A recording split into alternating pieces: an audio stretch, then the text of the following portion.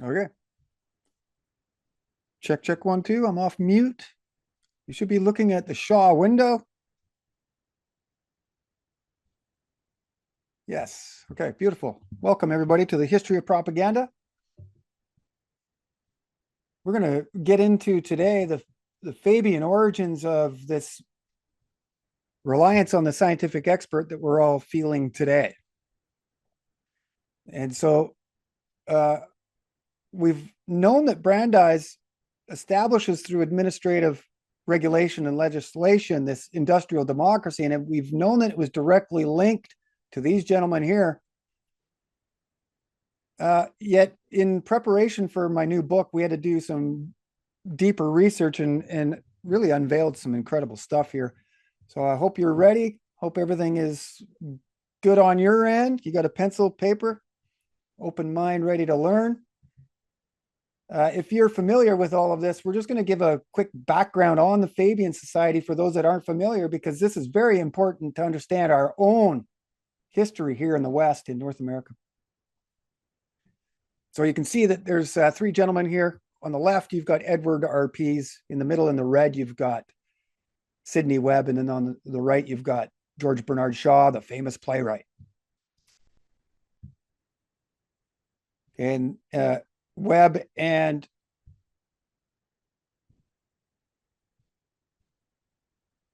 George Bernard Shaw are hammering the earth or remolding it nearer to the heart's desire. You can see that Edward RPs is blowing hot air onto the fire to create more chaos or more heat from which they can start to move and shape society to whichever direction their hearts desire. And one of their mottos is pray devoutly, hammer stoutly. And one of their other logos is a turtle. You can see Mackinder's pivot point. Zbigniew Brzezinski's grand chessboard is here.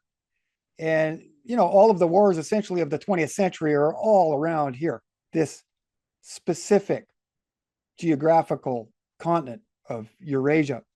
So everybody from Mackinder to Brzezinski to Lippmann to Kissinger, did I mention? They all point to that geographical region as central to whoever wants to control the world. Yes, global government. And so here's the other logo, probably the most famous logo of the Fabian Society. It is a wolf in sheep's clothing. So things aren't as they appear. And underneath all of that nice talk, all of these nice people, there are wolves. Okay, and then on the bottom here, we've got some of the main tracts and main essays and writings of the Fabians that obviously they are basing all of their beliefs on. One is the Minority Report on the Poor Law. We're going to talk a little bit about that, but this really establishes the progressive era in Britain first, late 1800s. And industrial democracy, along with the history of trade unionism, English local government, and the Fabian tracts and essays are deeply influential to our friend Louis Demetz Brandeis and Walter Lippmann.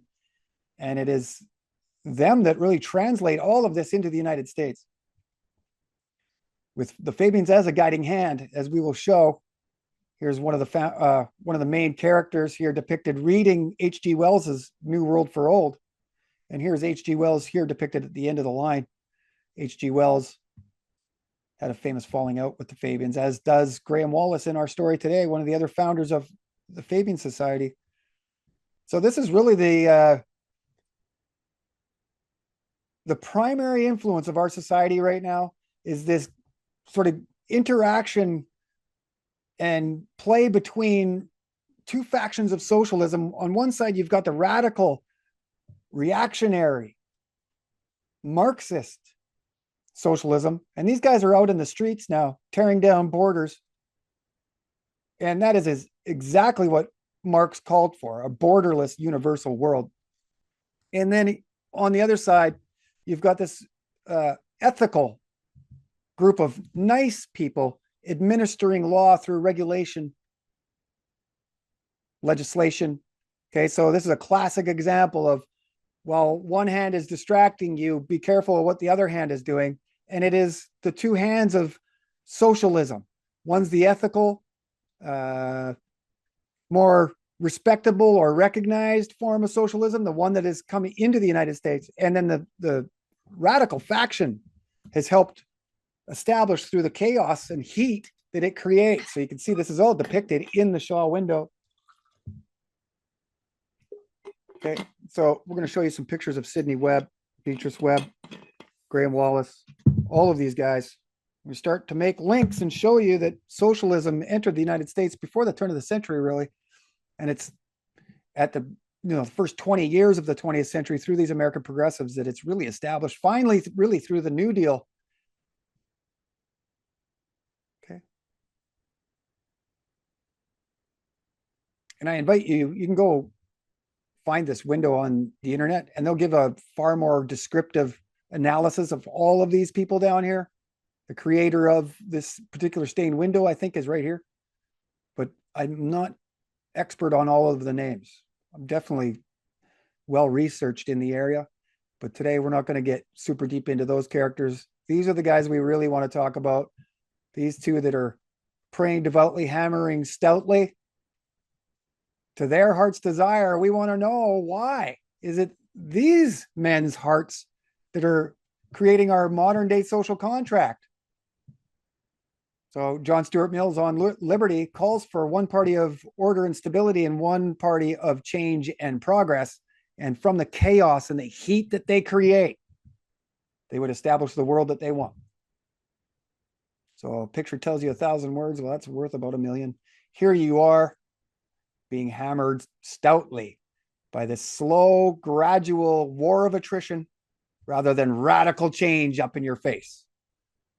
Okay. So this is really how we've gotten our modern world, is through these guys. They're writing newsletters back in the 1800s, even called the New Age. And we've delved into the New Age a little bit, started by hypnotists. You can see that the Fabians are using that term for the title of their newsletter, newspaper. So here's a closer look of the Fabian Society's logo. It is a black wolf in sheep's clothing, hiding its true intentions.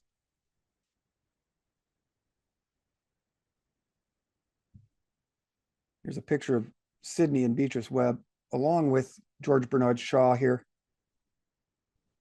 and Graham Wallace. And these are the founders of the London School of Economics. The London School of Economics is Fabian Society creation. This is the think tank that's influencing and affecting politicians and pushing forward legislation. So while we see all of these pushes for anti-Semitic or the pro-Palestinian protests are really sort of canalizing and bringing to the forefront this idea of anti-Semitism, and we've already seen that they started to establish anti-Semitic laws. So if you're talking anti-Israel or being critical of the Jew in any way, it's now being deemed as illegal. So, all of these pro-Palestinian protests are serving a purpose that isn't well known to those that are out there. And we're showing you through this socialist permeation into the American society, is the word that they want to use, that they used university students to do their bidding, and it's in their literature. And so these university students are ideal. They aren't even really of the age of majority yet, old enough to be active and have some agency. They're not 11 or 12 years old that not interested in politics, but these guys are getting them at the earliest ages of which they could be politically radicalized, right? The prepubescent adult is what Timothy Leary and all of those guys were targeting too. So here's Sidney and Beatrice Webb, lovely looking couple. She kind of looks like the priest that is in the beginning of Poltergeist 2 that's screaming at them through the screen, but I digress. Here's George Bernard Shaw, who most in the mainstream would say that he is a playwright. But like Aldous Huxley, his true intentions are hidden and not even misunderstood. They're just not understood. And if you have any doubt as to George Bernard Shaw's true intentions and that of the Fabian Society, you only need to look at this famous video. It's about a minute long of just his description of what the future society and your role in it should look like. Because I object to all punishment whatsoever. I don't want to punish anybody. But there are an extraordinary number of people whom I want to kill. Not in any unkind or personal spirit, but it must be evident to all of you. You must all know half a dozen people at least who are no use in this world, who are more trouble than they are worth. And I think it would be a good thing to make everybody come before a properly appointed board, just as he might come before the income tax commissioners, and say every 5 years or every 7 years, just put him there and say, sir or madam, now will you be kind enough to justify your existence?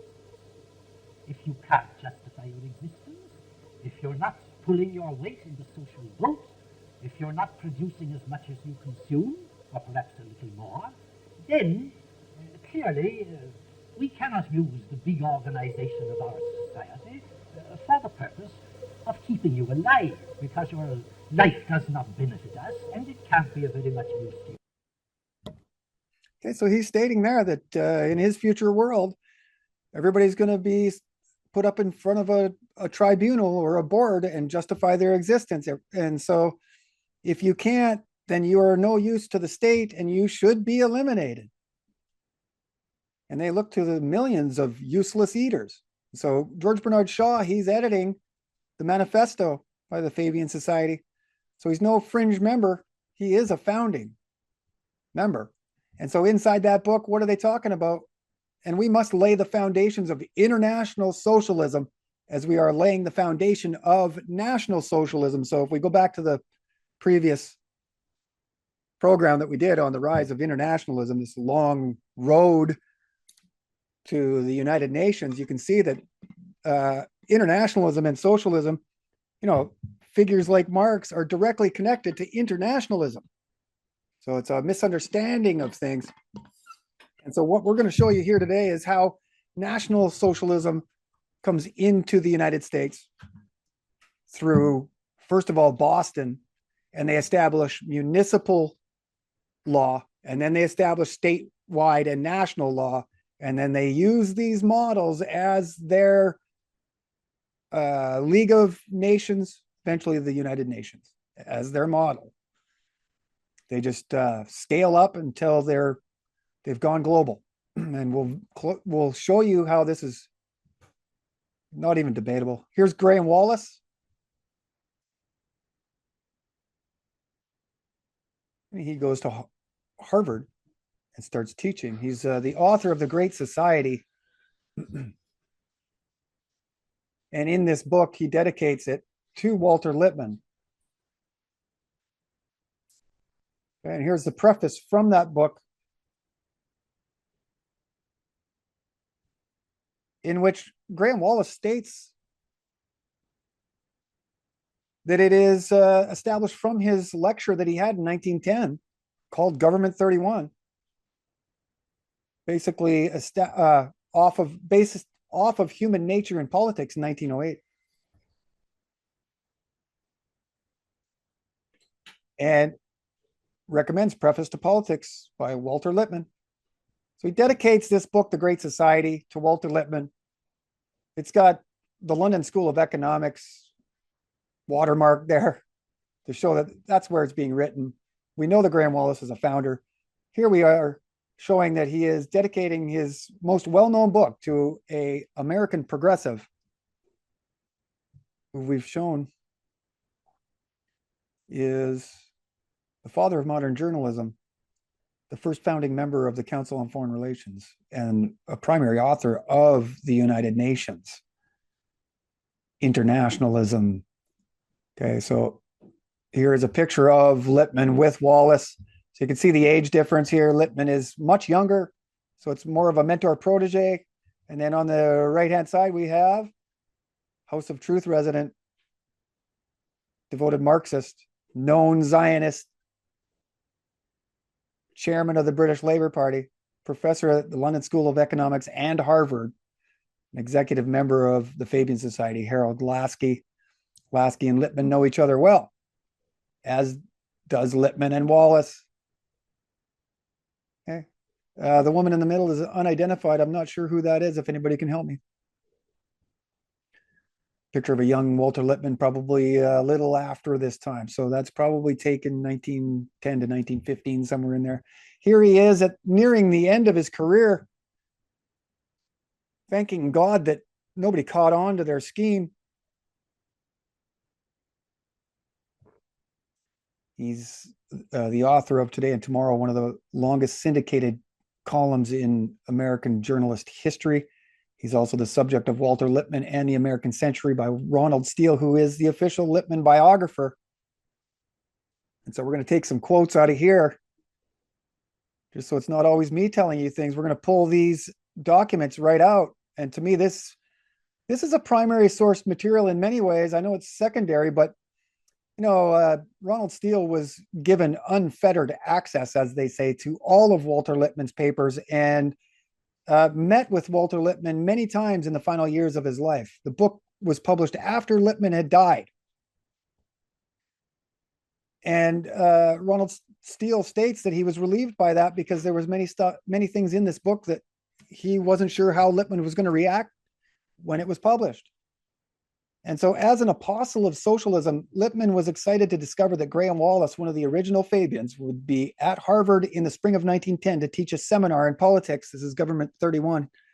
Unlike academic political scientists, Wallas had written political tracts, addressed mass meetings, and even run for office on the Labour Party ticket. This is from where the Fabian Society, the British Labour Party, comes from, out of the Fabian Society. He was also a bit of a renegade. Having been a guiding director of the Fabian Society, he had dramatically resigned in 1904 following a quarrel with the Webbs. But to undergraduates who had only read about such distant and dramatic personalities, the chance to come into contact with one was irresistible. You can see that he's directly influencing Lippmann, and many of his biographers say that Graham Wallas had the most profound influence on Lippmann. And keeping in mind that Lippmann is surrounded at this time by William James, the founder of pragmatism, and George Santayana, who said that those that don't learn from their past are condemned to repeat it. They're referencing H.G. Wells. H.G. Wells, the popularizer of Fabianism in his books, like New World for Old.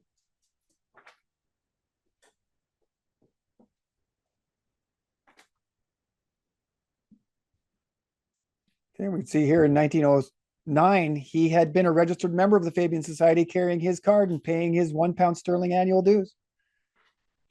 So it's not debatable whether Lippmann is a Fabian.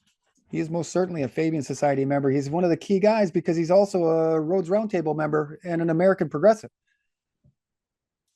So ever since college, Lippmann had been in awe of this man who called for scrapping an outdated old order and building a new republic that superior men and women, his intellectual samurai, would direct for the good of all. So here we have Graham Wallas talking about the intellectual samurai, these people that we see today as the scientific experts.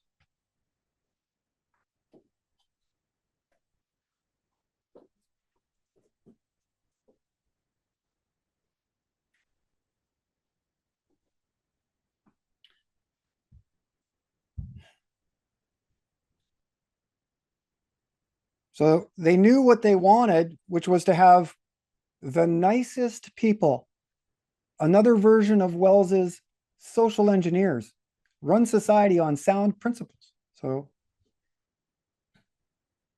this is why we're being fooled today, because we think that we trust the nicest people because they're saying the nicest things. This word nice is problematic in the most profound way. Most people underestimate all of that, but so here, Walter Lippmann, the author of The Public Philosophy, author of Public Opinion. First chapter, The World Outside and the Pictures in Our Head. Here is his syndicated column, Today and Tomorrow, with the absence of yesterday. So you can see that they are forward focused. They are thinking only of today and tomorrow. And there's no time to ask questions about yesterday. There's no time to ask whether their methods and means are going to be effective because they'll tell you that the future is perfect already. This is weaponizing Comte's positivism in many ways. But today and tomorrow, one of the longest syndicated columns in American journalist history. And so it opens in Plato's cave. And if there's anybody out there not familiar with Plato's cave, behold, human beings living in a sort of underground den, which has a mouth open towards the light and reaching all across the den. They have been here from their childhood and have their legs and necks chained so that they cannot move and can only see before them, for the chains are arranged in such a manner as to prevent them from turning around their heads. At a distance, above and behind them, the light of a fire is blazing, and between the fire and the prisoners, there is a raised way, and you will see, if you look, a low wall built along the way, like the screen which marionette players have before them, over which they show puppets. I see, he said. And do you see, I said, men passing along the wall carrying vessels which appear over the wall, also figures of men and animals, made of wood and stone and various materials? And some of the prisoners, as you would expect, are talking, and some of them are silent. This is a strange image, he said, and they are strange prisoners. Like ourselves, I replied, and they see only their own shadows or the shadows of one another, which the fire throws on the opposite wall of the cave. True, he said. How could they see anything but the shadows if they were never allowed to move their heads? And of the objects which are being carried in like manner, they would see only the shadows? Yes, he said. And if they were able to talk with one another, would they not suppose that they were naming what was actually before them? So this is analogous, obviously, to the television watching public. Anybody that's really immersed in the mainstream, you are only really looking at the shadows that they have displayed on the shadow wall. This is from your birth. They have kept you looking only in one direction. And Plato's book 7 or chapter 7 is a great analogy. This is why they call it the allegory of the cave. I suppose an allegory to our modern day conundrum is Plato's Republic. So Walter Lippmann, in Public Opinion, talks of this expert class that needs to be created in his chapter, The Entering Wedge. This is how he looks at the expert as an entering wedge to get between you and your source of spirituality, information, news, and so on. Lippmann states, all of them do begin to demonstrate the need for interposing some form of expertness between the private citizen and the vast environment in which he is entangled. So these lines are being reproduced today in speeches at Davos, speeches from the Oval Office. They're talking about the world being far too complex for the ordinary private citizen to even understand. So they built this disinterestedness. You want to know where apathy comes from? It really starts here when they start to impose the scientific technical expert as a governing method. So we're showing you the founders of all of this idea. And go figure, it is the mainstream media. So one of the things that you must know if you're going to start looking at the media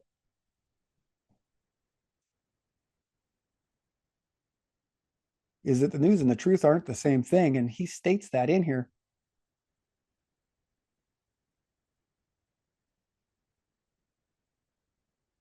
So the Great Society had grown furiously into colossal dimensions by the application of technical knowledge. It was made by engineers who had learned to use exact measurements and quantitative analysis. It could not be governed, men began to discover, by men who thought deductively about rights and wrongs. It could be brought under human control only by the technic which created it. Now that is one of the most profound, important, famous quotes that are coming out of Walter Lippmann's Public Opinion. He's showing there that much like they are today with Musk and the PayPal mafia,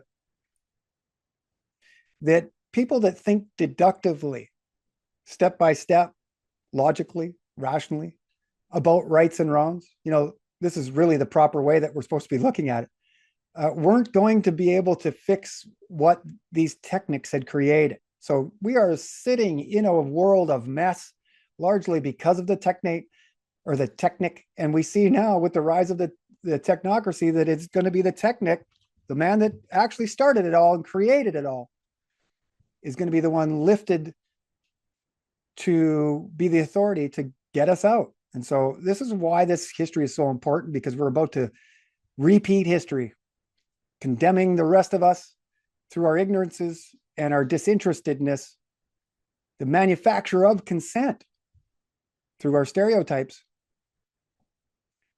Here in chapter 24, Lippmann states right here, the news and the truth are not the same thing and must be clearly distinguished. Yet when you see your nightly news, your ritual view communication, they'll always say that they're the source, your source for the news, but they'll never be as bold or as ambitious enough to say that they are your source for the truth. And this side swipe happened with Walter Lippmann, 1921 and earlier. Okay, so now I'm going to get into this new chapter of the book. See if I can do this right.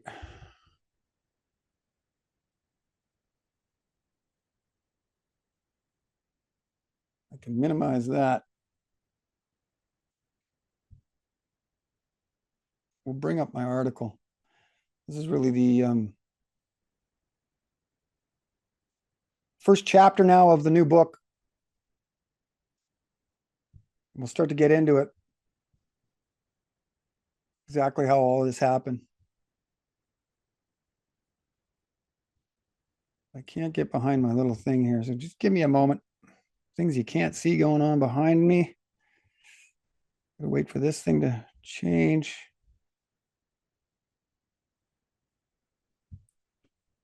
For all its help.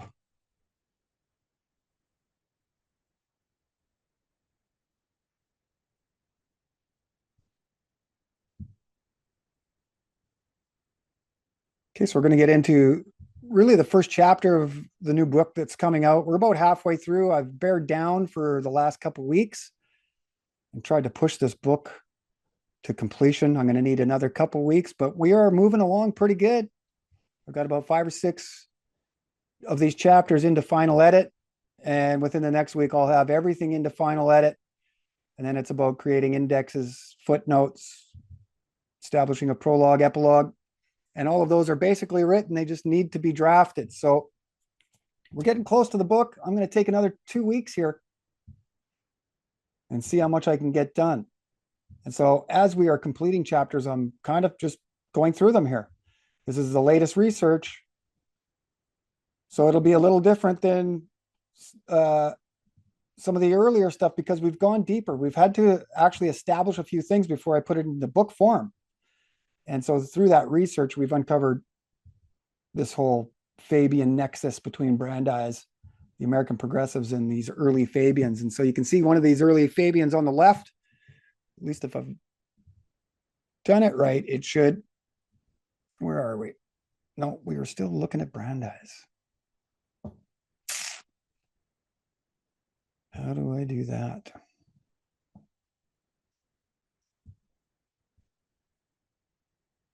Let's see. Should be able to just do this and be back to where we need to be. So now you should be looking at the American Fabian magazine or newsletter on the left, and on the right, the first chapters of our book, The Rise of the Expert, how a U.S. Supreme Court Justice founded our social contract. It will be out this year. And so the first chapter is entitled From People's Attorney to the Protocol of Peace. And now this is going to sort of show how Brandeis was first influenced by Fabianism through this approach, this administrative law approach, through regulation, legislation. And they adopt it and bring it to the United States, much like we see the adoption of the K through 12 education system from Prussia and so on. I think this is where this, I mean, we've shown that the social sciences come from Dobruska. They were introduced into the United States through men like Edward Allsworth Ross. And so we're seeing that, this whole idea isn't born in Fabianism. It actually goes back into the enlightened absolutists. We've seen proof that it's coming out of Prague in the 1700s. So really we're seeing that the Fabians are adopting and borrowing these time-tested methods that they've watched, the aristocrats and the managerial classes of Prussia through the Prussian Reformation deconstruct and then reconstruct Prussian society. This is why our K through 12 education exists still today, to remove our free will, is because they found models in Prussian society that they then adopted here. And this is no different. It's just, we see a direct handoff between the Fabians to the American progressives at the turn of the 20th century.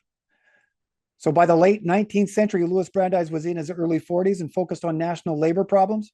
Brandeis came of age amidst rapid industrialization and witnessed firsthand the social consequences of unregulated corporations, most notably the Pittsburgh Homestead Strike of 1892. Now, there were several in that decade. Pullman Strike among them. So this and other violent confrontations between labor and manufacture crystallized for Brandeis how industrial conflict could never be resolved by brute force. For Brandeis and the American reformers of his generation, the one question still remained: how in our modern industrial society was labor and capital to coexist without constant violent conflict? So this is what we're seeing, is that they're trying to impose all of these former classic liberals living in the United States, chasing their American dream, into a factory where they're only pressing a button or two, and their labor is being highly divisioned. We get into the assembly line and division of labor and all of those things. And so obviously there is major conflict in trying to fit these workers into the factory system. And there are literally wars. The government calls in militia on several occasions and murders their wives and children, sets them on fire. I mean, this is an entire section of American history that really nobody knows about. And so I invite you to go and look into all of that. Ludlow massacre. I've mentioned the Bisbee deportation, Homestead strike, and others. So this Fabian transatlantic progressivism, right? Because Louis Brandeis isn't, and Theodore Roosevelt and these guys that we've talked about earlier, Robert La Follette and the formation of the American Progressive Party, this isn't the founding of progressivism. It actually is established, at least in a way that's easily digestible by the West, first in Britain. So Brandeis looked abroad for a workable model and found it in the Socialism of Fabian Society co-founders Sidney and Beatrice Webb. The Webbs, the organizers of Britain's first progressive party, founded from the London County Council, where both Sidney and Beatrice were leaders and key policy designers. Beatrice, the investigator, collected empirical data and conducted studies, while Sidney, the elected official and administrator, established policy. Together, they and the Fabians framed reform as a public moral obligation. Their involvement with the LLC gave the Webbs authority to initiate municipal social reform while functioning as a bridge between fringe social theory, socialist theory, and legitimate parliamentary administration. This is at the nexus of the foundation of the British Labour Party. So the Webbs' Industrial Democracy, 1897, represented a seismic shift in labor relations theory. It rejected both laissez-faire individualism and revolutionary socialism, instead advancing a model of collective bargaining and trade unionism within what they called an industrial democracy. The Webbs founded the London School of Economics in 1895, and from out of the Fabian Society was born the British Labour Party in 1900, then known as the Labour Representation Committee. Socialism was officially recognized as a legitimate form of governance, and by the time the Webbs founded the Coefficient Club and helped establish the Education Act of 1902, a broad range of British institutions had been reconstructed under the banner of efficiency and progress. This is really what's driving it is efficiency and progress, the efficiency of society. Okay, so the Webbs had demonstrated to Brandeis how it was possible to restructure Western institutions not through violent revolution, but through legislation. The Webbs provided a gradual but effective regulatory process guided by a new class of technical experts that aligned with Brandeis's theory on social reform precisely. So from KU Scholar Works from Kansas University, quote, he, meaning Brandeis, spoke before citizens groups and legislative bodies, wrote articles for popular magazines, put his ideas about industrial democracy in the briefs he submitted as a lawyer, and later in the opinions he wrote as a Supreme Court justice, 1960 to 1939, and advised Presidents Woodrow Wilson and Franklin Roosevelt. So the Webbs' influence on American progressives was most likely even direct, in that the Webbs traveled to the United States in the spring of 1898 on a research trip, landing in New York on March 30th. On April 1st, so a day or two later, they toured Columbia and had lunch with its president, Seth Low. On April 6th, they met and interviewed the most remarkable Theodore Roosevelt at the political salon of Miss Emily Tuckerman. On April 20th, the Webbs interviewed education reformer William Torrey Harris.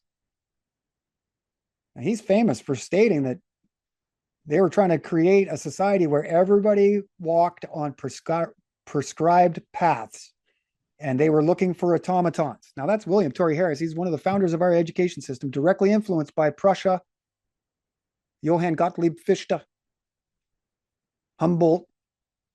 And this was the method that they were using to remove the free will of the student in the soil and make us all automatons that walked on prescribed paths. Okay, these are the people that the Webbs had identified as people that they wanted to meet and interview. These are the terms that they are using. So this is a reconnaissance mission to the United States to see who of the Americans were going to be most aligned with their interests in scientific governance of society. And so quite astonishing when we start to see these names. In Baltimore, they met with who? Daniel Coit Gilman. He is the executor of Skull and Bones funding. So this is more evidence of why we say that Skull and Bones funded all of the research coming out of the National Consumers' League. When we say Russell Sage Foundation, we're really saying Skull and Bones. Because here's another connection directly to the man that disperses executive funds to whatever projects that they want to start to establish. So, of course, Daniel Coit Gilman would be a key guy for the Fabians to meet. They also met a guy named Fabian Franklin, editor of Baltimore News. In late April, the Webbs interviewed the president of Princeton, Woodrow Wilson, who Beatrice remarked in her diary was, quote, an attractive-minded man, end quote. Now, he's open to this new British sort of parliamentary style government being superimposed over the American constitutional tradition. Go back into his dissertations when he was a student, you can see that he's long been pushing for a different government in the United States. So you can see why they would find him attractive. So on May 16th, they visited Harvard, and Sidney admired the work being done at MIT. So now they're in Boston. On May 24th, Yale. On June 11th, the Webbs stayed at the house of Charles Zublin, who Beatrice admits in her diary is in fact a Fabian. And on June 21st, they stayed at Jane Addams's tenement houses in Chicago. Now, the whole Hull House tenement project that's connected to Jane Addams it comes directly from Arnold Toynbee, who's working directly with the Fabians in Britain, trying to standardize trying to establish minimal or minimum standards of living is really what they're trying to establish here. So Beatrice's diary indicate they spent considerable time in Boston regarding municipal administration. And it's hard to believe it isn't during this time that they met. several times with Louis Brandeis, although we do not have any documentation of them meeting. It'd be far harder to make an argument that he didn't meet them. They spent a week in Boston. They attend municipal council meetings and are very well educated on the different forms of government, make comments on all types of things. And it doesn't take them long to really figure out where America is in their development towards their ideas. And so they identify these people here that we're showing, and these people make time to meet with these Fabians.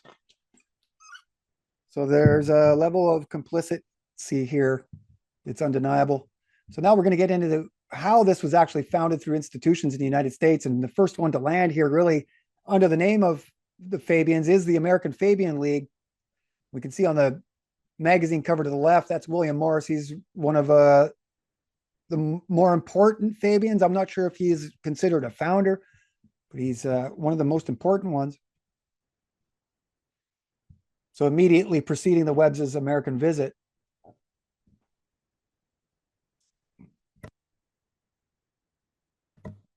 the Fabian movement had already found safe shelter in the United States, first in Brandeis' hometown of Boston, through the founding of both the American Fabian League in 1895 and the American Fabian Magazine in 1896. So we have the two pillars of propaganda, institution and information. And see how they knew what they needed to establish. First, they need a building where they can congregate and talk outside of public purview. And then they need a magazine from which they can now disseminate their ideas out into the culture and distribute their ideas amongst themselves, much like the Foreign Affairs magazine. So key intellectual figures in the US adoption of Fabianism included American Fabian League founder, Reverend W.D.P. Bliss, Henry Demarest Lloyd, John W. Martin, Prestonia Mann Martin. Also integral were the National Consumers' League, founded in 1899, and social reform movements like Jane Addams's Hull House, 1889, and the 1907 Pittsburgh Survey. If the methods of the American branch differed from the British Fabians, it was only because of the difference in culture and politics. So in Britain, there's not really a constitution. They found that they were able to really permeate quite easily without very much resistance in Britain, but they knew that the US Constitution, whether it was a legit document or not, people believed it was and is. So this was the mental hurdle that they needed to get over in the United States. And so some of the language had to change. Some of the methods had to change and become more Americanized. So from this actual paper, I'm going to quote, I'll show you the quote. You can see it's volume 1, number 1. And for 5 cents, you could have owned it yourself back in the day. Most other books are going for about 15 cents. Okay, so American Magazine, Boston, Massachusetts, February 1895. William Morris on the cover.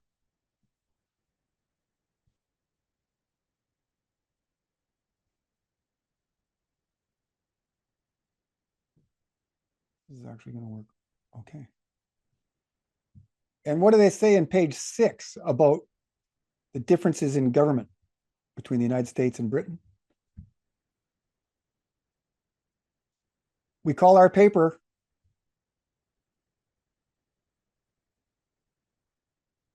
you can see the quote here, it's matching.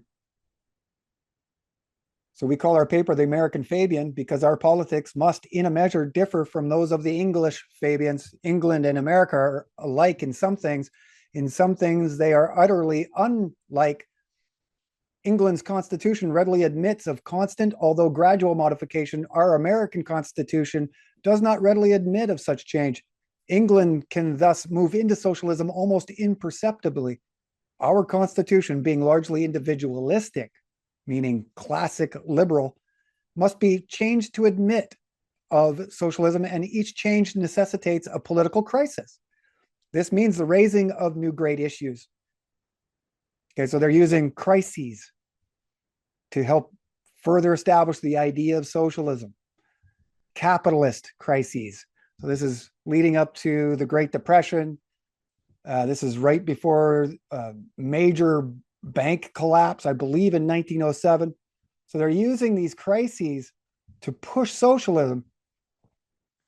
This is why today we still see people blaming wrongly.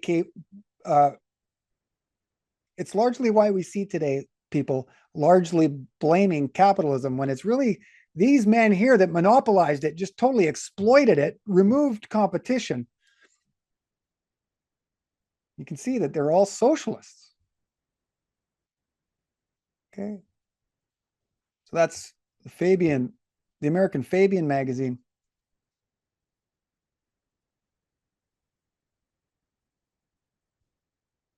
You can see the introduction, Fabianism as an organized impulse into the history of American radicalism had only a short and unimportant existence. While it was alive from about 1896 to 1902, it was confined to a small group of intellectuals in Boston, New York, California, and a few other places. At best, it was a stopgap movement coming at a time when middle-class reformers were beginning to move beyond municipal reforms to choose either socialism or a national reform program such as Theodore Roosevelt, the New Nationalism. So we're seeing him being mentioned in Fabian, the earliest of Fabian writings. This is some of the first pages, even in the first edition. You see, William Bliss established both the American Fabian League and the American Fabian newsletter.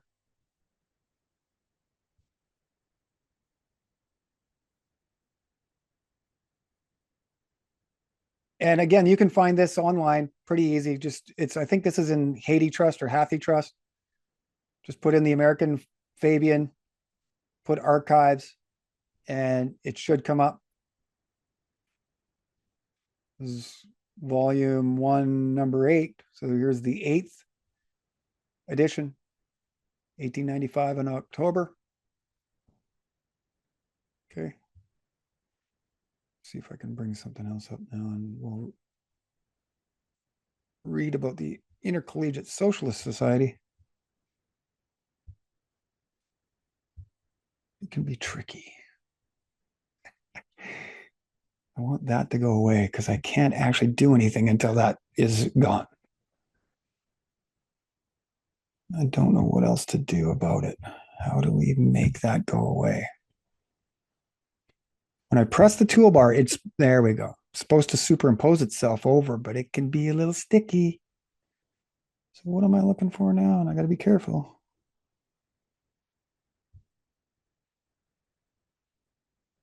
So we're into the Intercollegiate Socialist Society.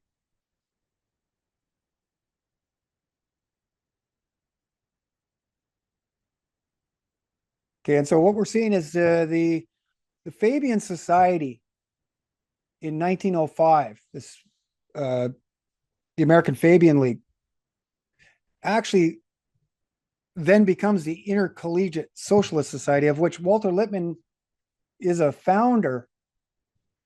And so historians will actually push back on that. They won't push back on the Intercollegiate Socialist Society or the ISS being directly connected to the League for Industrial Democracy. That's readily admitted by any historian, but no, they will balk and resist that the Intercollegiate Socialist Society came out of the American Fabian League. But we're showing that that's absolutely true in their own literature. As we go to the end here, on their 40th anniversary, we see one of the people that are there actually giving birthday greetings to America's Fabian Society at the 40th anniversary of the League for Industrial Democracy. So it goes the American Fabian League into the Intercollegiate Socialist Society in 1905. It then changes its name to the League for Industrial Democracy, okay, directly using in their title a term coined by Sidney and Beatrice Webb. So it's really not even debatable. And what's more interesting is where the League for Industrial Democracy leads. Okay.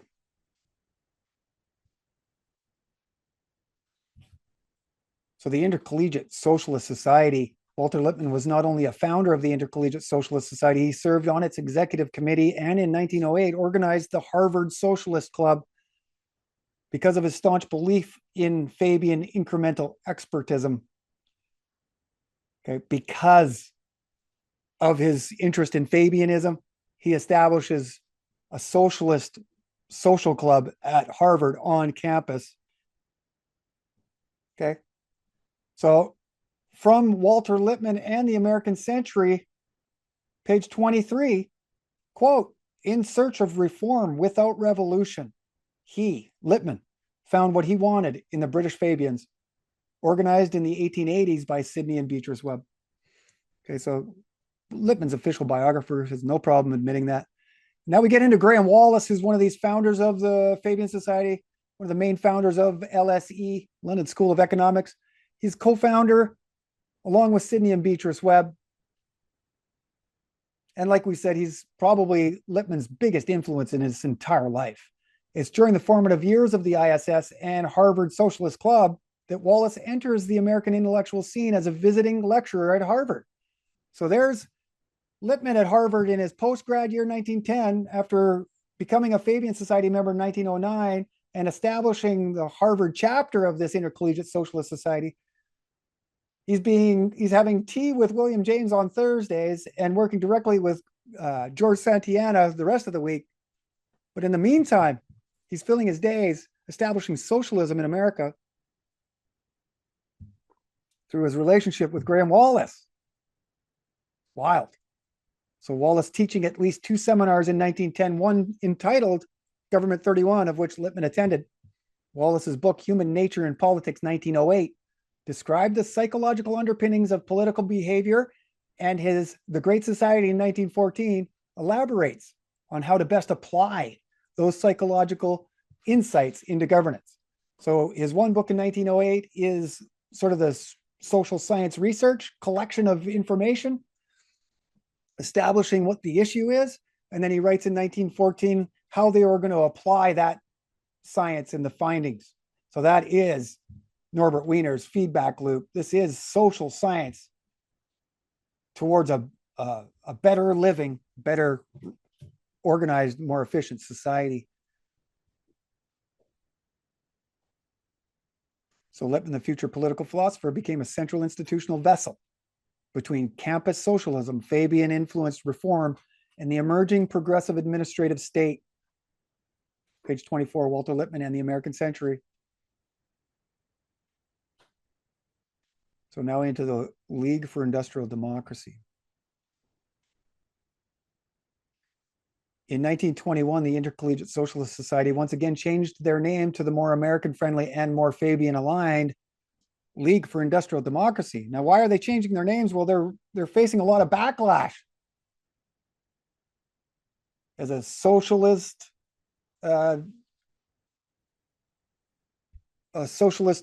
get-together, gathering, group, really political salons.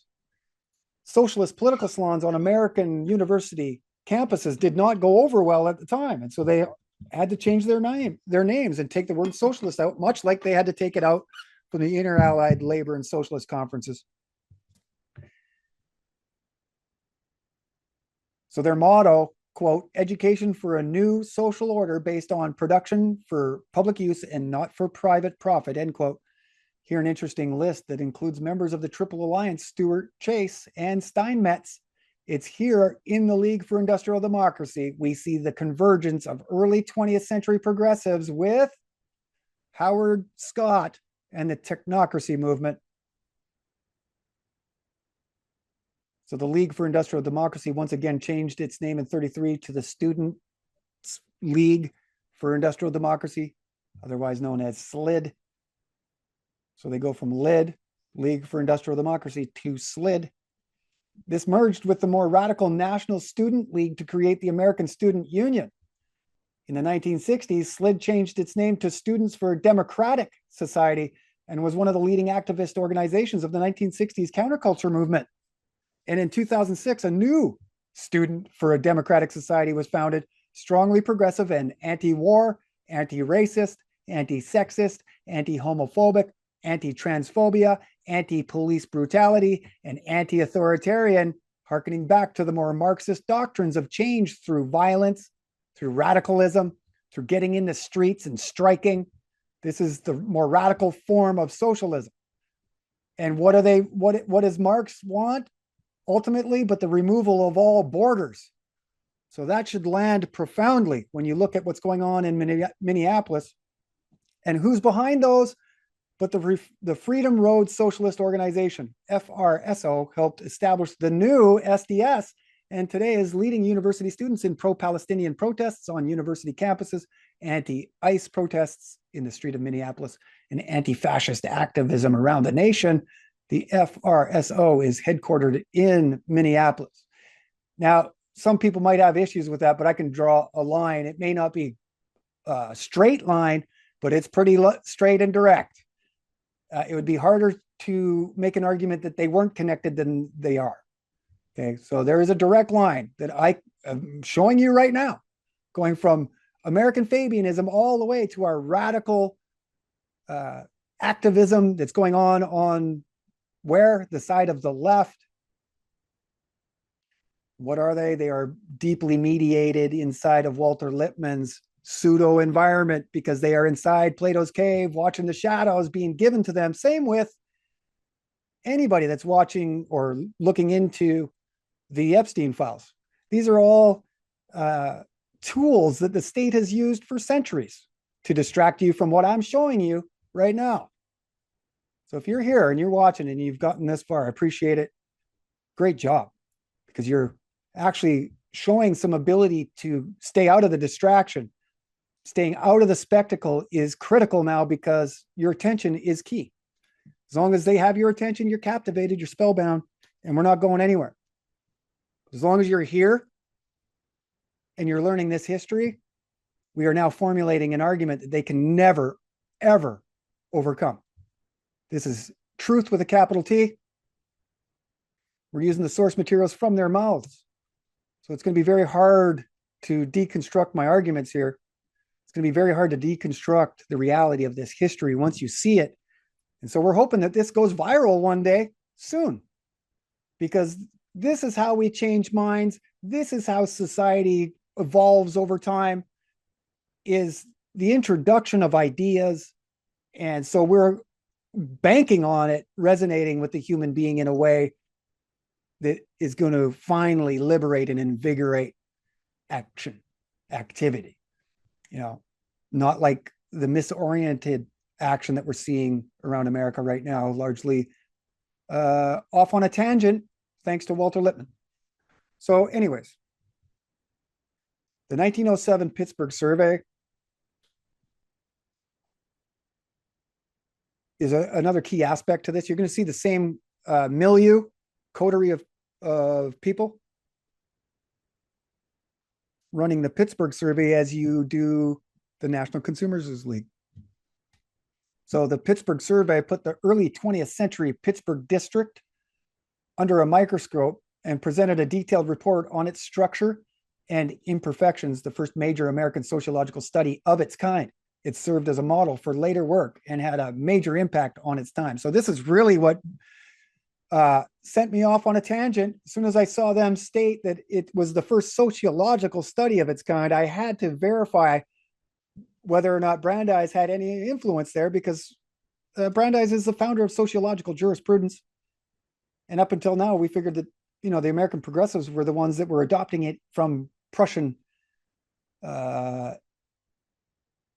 education. So once I went down this avenue, I started to see there was major connections between Brandeis and the Webbs.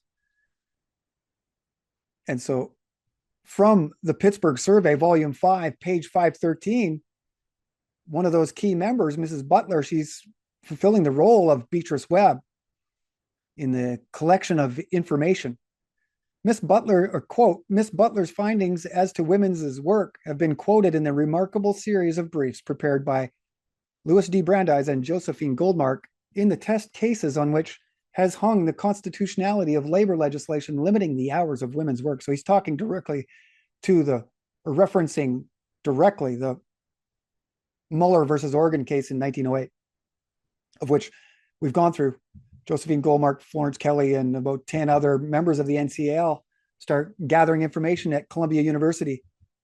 And the creation of the very first Brandeis Brief that overhauls, revolutionizes American jurisprudence, flips the entire definition of law from constitutional to social science. It's called sociological jurisprudence. Those of you that have been watching and reading and following along know that well by now. So by the time of the Pittsburgh Survey, Brandeis was already deeply initiated into Fabian socialist thought, formulating much of his own beliefs regarding labor law and industry relations on Sidney and Beatrice Webb's Industrial Democracy. Brandeis' early 20th century reform work, including the 1902 anthracite case, the 1905 sliding case, the 1905 sliding scale case, the 1906 savings bank life insurance, and the 1907 Boston gas rate case all mirrored Sidney Webb's approach to municipal government, because this is where Brandeis is doing all of this, largely out of Boston, immediately following the Fabians' visit. So Brandeis cited Fabian reform work as primary authority on the concept of national minimum standards in education, health, leisure, labor, and wages. And this is really what the progressive era was trying to establish, was a minimum level of living standards across the nation. Keyword being minimum. So if you're wondering why still today, there's more paycheck or more month left at the end of the paycheck, and why job really means just over broke, and why the vast majority of those of us living in the West are 2 weeks away from financial ruin. Well, it's because of the minimal standards of living that we've been living under. This socialist aspect that's keeping anybody from raising above this minimal standard of living. And really, largely, anybody that is living above that minimal standard of living is compromised by these very elites. So leaders of the Pittsburgh Survey were also essential in translating Fabian socialism into American culture. Paul U. Kellogg, Pittsburgh Survey director, Florence Kelly, John R. Commons, all worked out of the NCL with Goldmark, Damaris Lloyd, John W. Martin, and W.T.P. Bliss. Brandeis was the National Consumers League's chief legal strategist, having close, direct, and meaningful relationships with many involved in both the Pittsburgh Survey and the American Fabian League. The National Consumers League seems to be the clearinghouse where the Pittsburgh Survey and Fabian socialism connected Brandeis through a shared transatlantic want for a scientifically guided society. So this National Consumers League we've gone into, and this seems to be sort of the central hub from where Fabianism meets American progressivism. And this League for Industrial Democracy, as we've talked about just sort of cursorily, is the meeting point also of the Technical Alliance, the birth of the technocratic movement.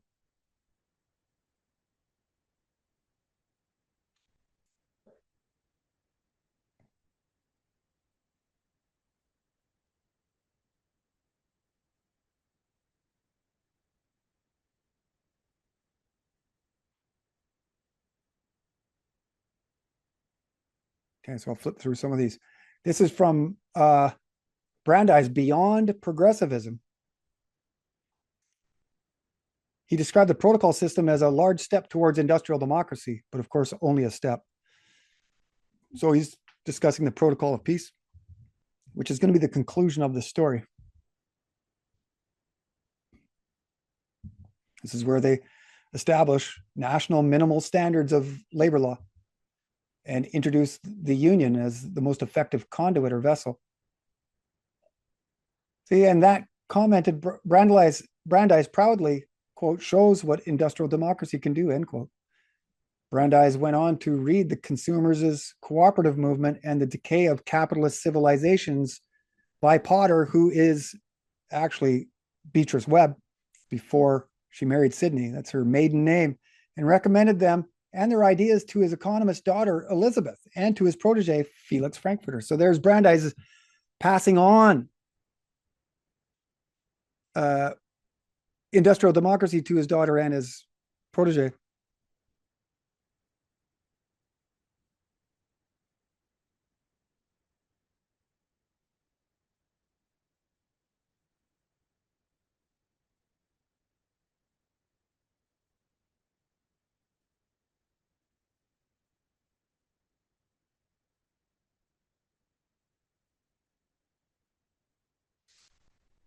Oh. This is where it becomes problematic. This is what I want. Yeah. Okay, so let's go through some of these characters. We've sort of introduced you to the Fabian Society already. The Labor Representation Committee is where they found the British Labour Party. It's all well documented, even on the wiki page, but even on their own website, as I've shown. Here's some of the sources that we're using. This is Beatrice Webb's own American Diary, 1898. This is where we got a lot of the information from the people that they met while they were here. Also a collection of her other diaries, as you can see, the diaries of Beatrice Webb there. We've gone through. And then also this Fabian magazine, or the Fabian's book, and Fabian Freeway, that we're seeing some people cover online, including Hayes Reviews, doing a great job there, getting into some of this source material, very important source material. So we appreciate his work, and I would say go find him on YouTube and wherever else he is. Hayes Reviews, Heys. But he's doing book reviews on a lot of these topics, and it's important to grasp your head. And we need to read these books to understand what's going on. So to have somebody out there reading these books for us is incredible. So we thank you for all of that work. Fabian Freeway here.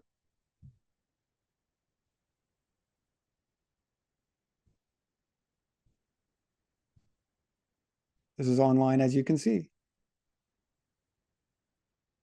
And what are they covering in this book? But the same thing we are in many ways. A high road to socialism in the United States. So you're going to see a lot of crossover between their research and mine. And really that is confirmation. We're starting to confirm from multiple sources, multiple different distinct investigations are coming up with the same conclusions. So we talked about the founding of the Coefficients Club. Well, that is efficiency, right? Coefficients. This is what it is all based on, is to establish an efficient society. Their group's focus was efficiency. So this is where a lot of the artists, writers, authors, sort of the bohemian aspect, including Bertrand Russell. You see Edward Gray, Rhodes Roundtable member here. So you're seeing some important crossover. Here's Mackinder. We previously talked to him. Haldane.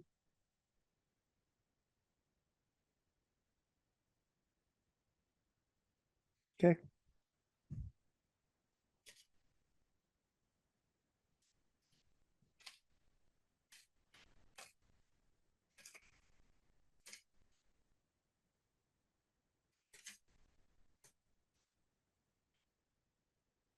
So Haldane, machinery of government, total reconstruction, is close with the Webbs.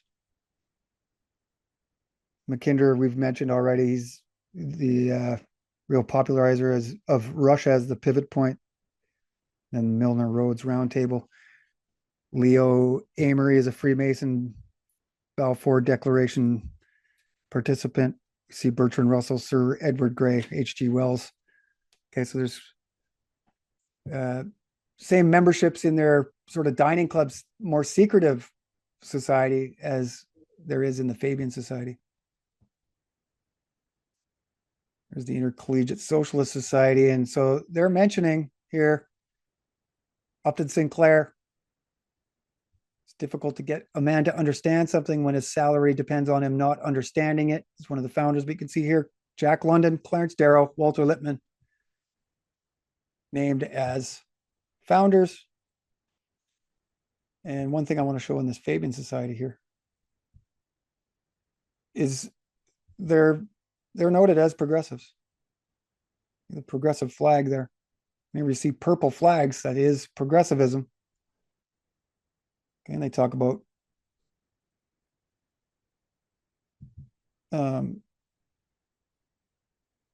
logos of the Fabian Society. And they go deep into this involvement. Go there and you'll just verify everything I'm telling you now.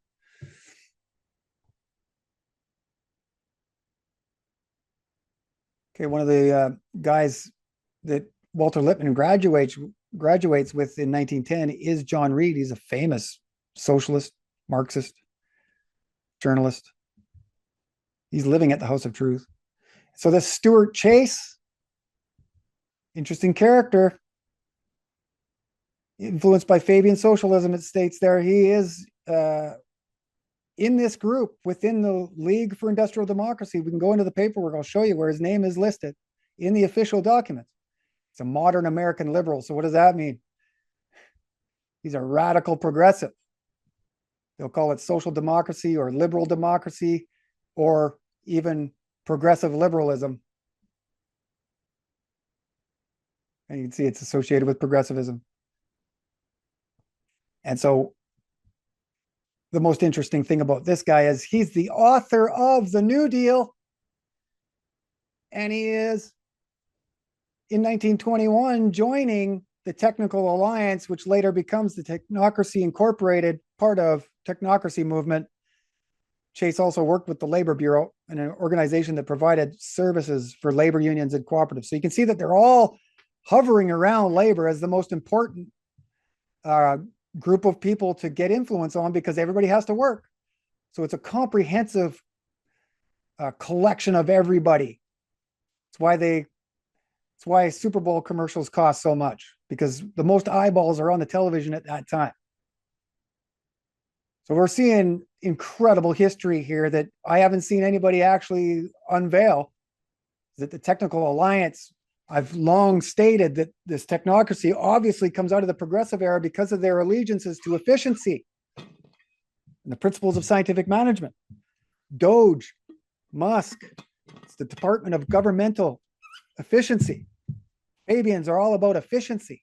So these, the efficiency movement was one of the main pillars of the progressive era.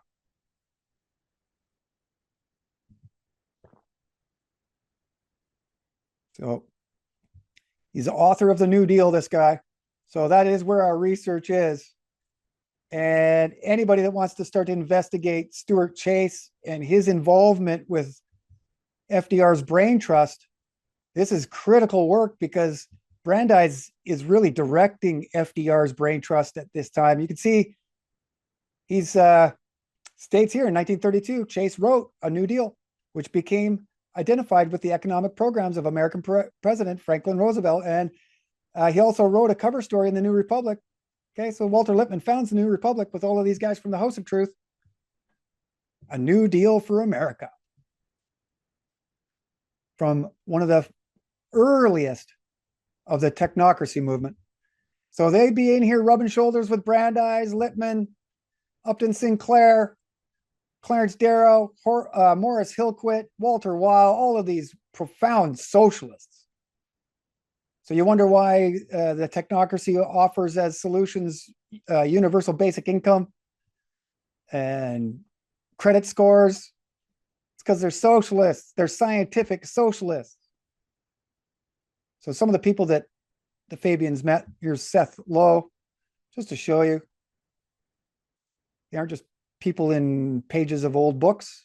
But look at what he was, diplomatic representative of the United States to the International Peace Conference at The Hague, 1899. So we covered that even in the last show, how this long road to socialism goes through The Hague. Okay. These are the people that the Fabians have identified to meet when they come over here. Talcott Williams, journalist, editor for the Philadelphia Press, Columbia School of Journalism. He's the first dean right after Columbia School of Journalism is created by Joseph Pulitzer. So we've covered a little bit of that too, haven't we? The founding of the Columbia School of Journalism under Pulitzer.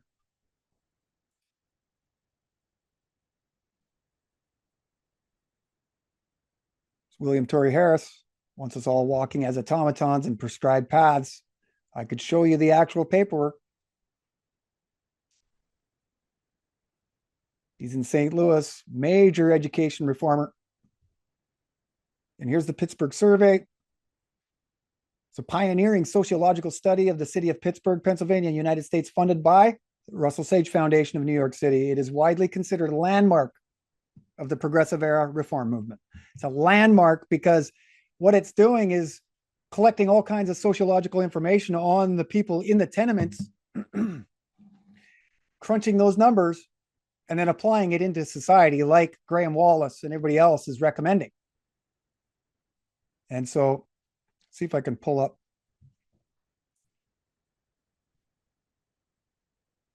some of the pictures there that are around.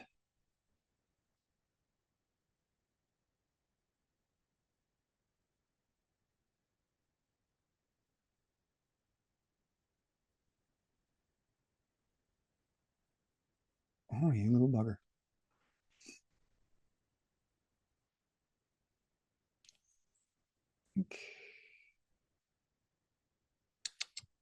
It's difficult. You can't see pictures. And there is one I want. That is unfortunate. Where would it be? There's the Hull House. Isn't what I want. I wanted to quickly show you the maps of Chicago that they'd established after collecting all of this information. I'm not sure if I'm going to be able to actually get it. I mean, I could sit here and guess, but I'm not sure why I can't get that.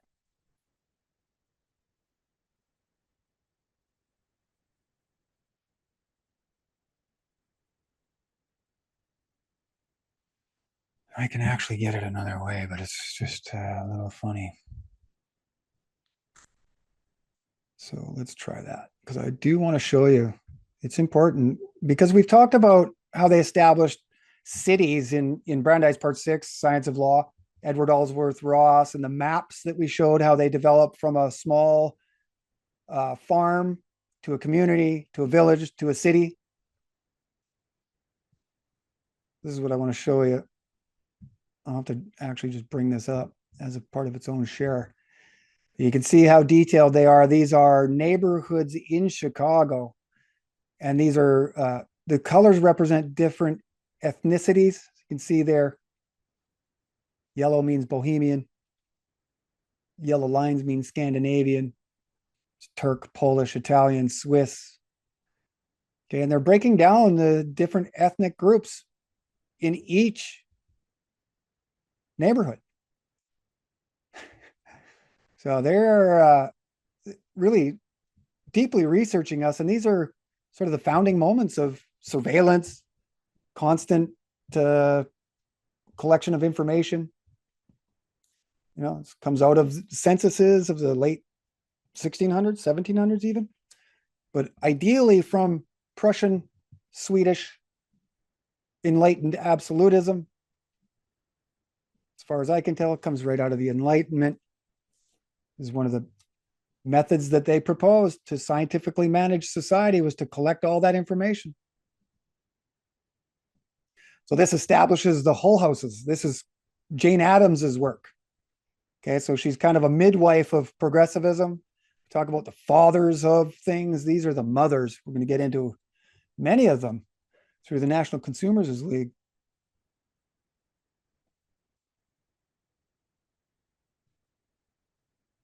I can just go back to full screen, I think, here again.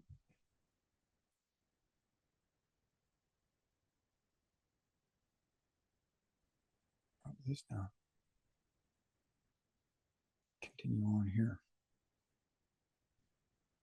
So Paul U. Kellogg is the head of this Pittsburgh survey. He's an American journalist and social reformer from Kalamazoo, studied at Columbia.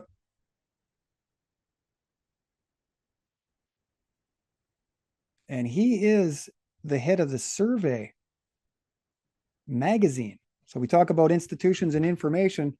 They also had a survey magazine of which he was the editor. And so bring one of these up. From the survey, we see that they are referencing Louis Brandeis.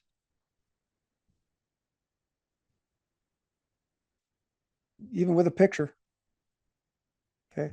You can see that they are promoting Louis Brandeis and his method of collecting scientific, technical information, data, facts, stats. They're all subjective, even facts. Yep. So if you really want the truth, ask for the truth, not the facts, man. Okay, so this is out of the Survey magazine, of which Kellogg is the editor, from the Pittsburgh Survey. And they're mentioning Brandeis and his methods.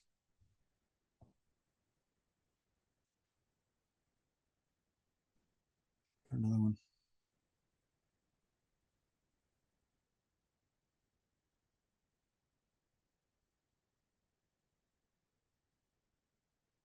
Do somewhere, but we'll move on. So Kellogg and Brandeis were tight. They knew each other well from National Consumers League. There's, Kellogg is out doing his thing in Pittsburgh and collecting information with his team, while Brandeis is doing his thing in Boston and Washington and New York. They're basically filling the same roles. And this guy is then disseminating what they find through the Survey magazine. So he's highly influential. He knows Brandeis well. He's familiar with this method. Now he is off using it, sociological jurisprudence, sociological collection of data to then steer society out of the 1907 landmark 1907 Pittsburgh survey, where they identify all of the shortcomings of society and start to establish how they are going to solve them. And this actually comes out of the survey of Washington prior to this. And what is that but the City Beautiful movement? So we start to expand even one step further. If we start to research through this Pittsburgh survey and where it was founded, we see it's founded actually in Washington and the City Beautiful movement, of all things. But in order to get anything out published, we've got to stay focused. I mean, there again is another avenue if you want to go down and research for us. Hugely helpful. Here's our old friend Florence Kelly. Most of you will be very familiar with her. Now she's working in the National Consumers League, but she's also one of these major players in the Pittsburgh survey. And she is helping Brandeis establish the very first Brandeis Brief. She's funded by Russell Sage, Skull and Bones, some midwife of the New World Order. And so they bring in the women because it with them comes this thought that they are morally incorruptible. And that because the women are on the team, then therefore we're all going to be okay. We still haven't sort of figured that out. We're still entertaining thoughts of Cortez, whatever her name is, and all those other ones. Thankfully, I can't remember their names. I'm too busy in reality. So Brandeis took the empirical data collected by Kellogg, Goldmark, Kelly, and others and gave it the necessary legal force, just as Sidney did with the information collected by Beatrice Webb. These progressive reformers all worked within the same tight network, each fulfilling their particular role. If Paul Kellogg, Kelly, and Goldmark fulfilled the role of Beatrice Webb as investigators, then Louis Brandeis played the role of Sidney as the institutional builder, while Lloyd and Martin were the moral popularizers in the role of H.G. Wells, and Jane Addams was the settlement builder in the role of Arnold Toynbee. So we see a direct adoption of their techniques into America through Louis Brandeis, a future U.S. Supreme Court Justice, Walter Lippmann, who's the father of modern journalism, founder of U.S. foreign policy. Hello. So much like Brandeis's brief presented during the 1908 Muller versus Oregon case, the Pittsburgh survey was deeply influenced by the Fabian method of collecting sociological data in establishing a scientific basis for legislative reform. So they're going to identify an injustice, create social outrage, public outrage, and then from that, they are going to legislate change. This is essentially the Fabian method. That is the framework or the spine of it.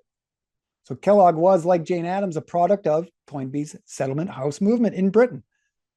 Kellogg looked to Toynbee's work as the gold standard for social engineering. Kellogg and Brandeis shared a close working relationship out of the NCL. And while Toynbee wasn't a Fabian member per se, he was certainly aligned in the progressive methods of Webb.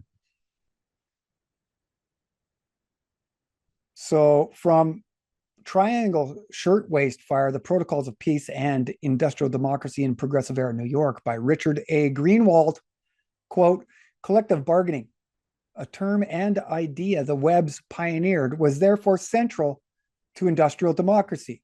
These trade agreements would, in the best of all possible worlds, have the status of law because they would have government sanction as legally enforceable contracts.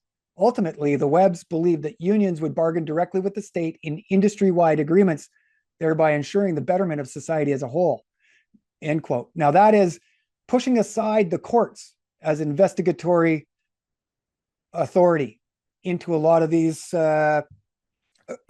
grievances that were being established by the working class. And so they identified the courts as too slow. And so this was the method to remove from traditional courts of law the arguments of labor and manufacture into this independent board of arbitration experts. And who is going to chair this arbitration board but Louis Brandeis himself? So Kelly Goldmark and the rest of the investigators from the Pittsburgh survey had only understood how to apply their empirical findings by first witnessing Brandeis's approach. Once Brandeis demonstrated how social science research could compel legal arguments, investigations like the Pittsburgh survey and those pursued by the NCL became more than moral exposés. They became necessary components of a step-by-step administrative process driven by morality. Josephine Goldmark, the central figure in that she was directly connected to Brandeis's legal operation inside Kellogg's research world and inside Kelly's organizational command.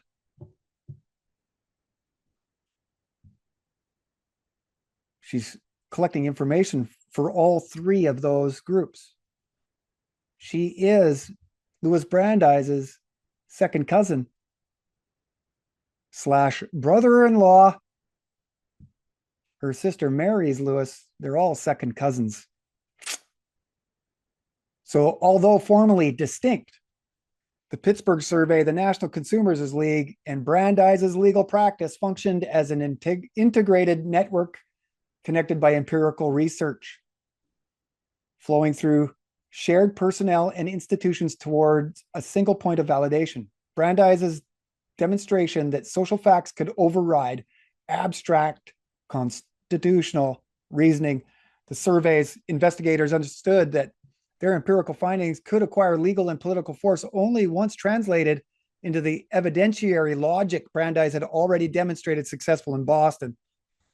Now, they're also, Kelly, Goldmark, Kellogg, they're all also very aware of the Fabian influence. So I don't think that Brandeis is really obviously the founder of any of this, but I think that his influence really helped everybody else understand that it was going to be an effective way to change society, because Lewis was doing it in Boston. Almost immediately after the Webbs had left Boston, we see Brandeis actually establishing municipal law. And so he starts to scale up from town to city to state to nation. And then ultimately, as we show in this book, he's in Paris at the 1919 peace conference, the day that the Treaty of Versailles is established. And it's really the largest view of all of this, encompassing literally the globe, starting from first municipal administrative law. So the National Consumers League and the Brandeis Brief.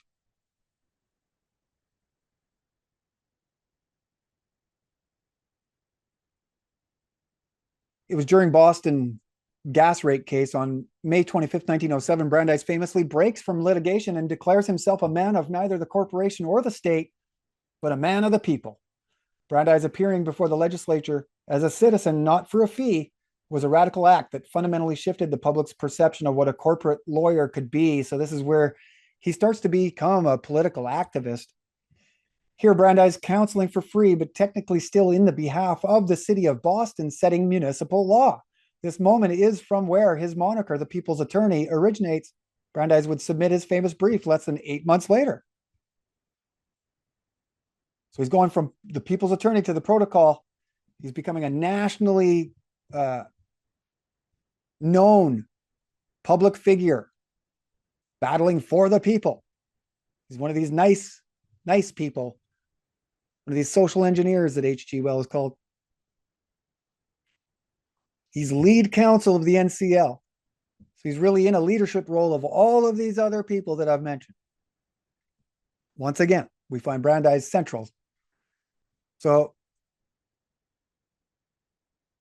from the National Consumers' League and the Brandeis Brief, Midwest Journal of Political Science, quote, the partnership of Louis D. Brandeis and the National Consumers' League in the preparation of sociological briefs for the defense of labor legislation was by no means accidental. Brandeis has an enormous reputation among reformers of the century's first decade, for he early applied his brilliant legal mind to solving specific labor relations problems. In 1902, he provided advice for Clarence Darrow, who presented the mines workers case before the Anthracite Coal Strike Commission created by Theodore Roosevelt. This is really where Brandeis and Roosevelt first come into contact. They know each other very well. Brandeis knows Roosevelt long before he knows Woodrow Wilson. So the landmark Brandeis Brief was first submitted to Judge David Josiah Brewer during the 1908 U.S. Supreme Court case Muller versus Oregon, where the court was considering the constitutionality of limiting working hours for women. Louis Brandeis, the people's attorney, was the one who famously introduced to the courtroom a first of its kind brief filled with a collection of social science data, or the case method, rather than an argument built from law, otherwise known as the case book method. In doing so, Brandeis gave birth to a revolutionary new philosophy of U.S. law called sociological jurisprudence. And I will show you that. I want to see the very first Brandeis brief. Let's see if I can get it here.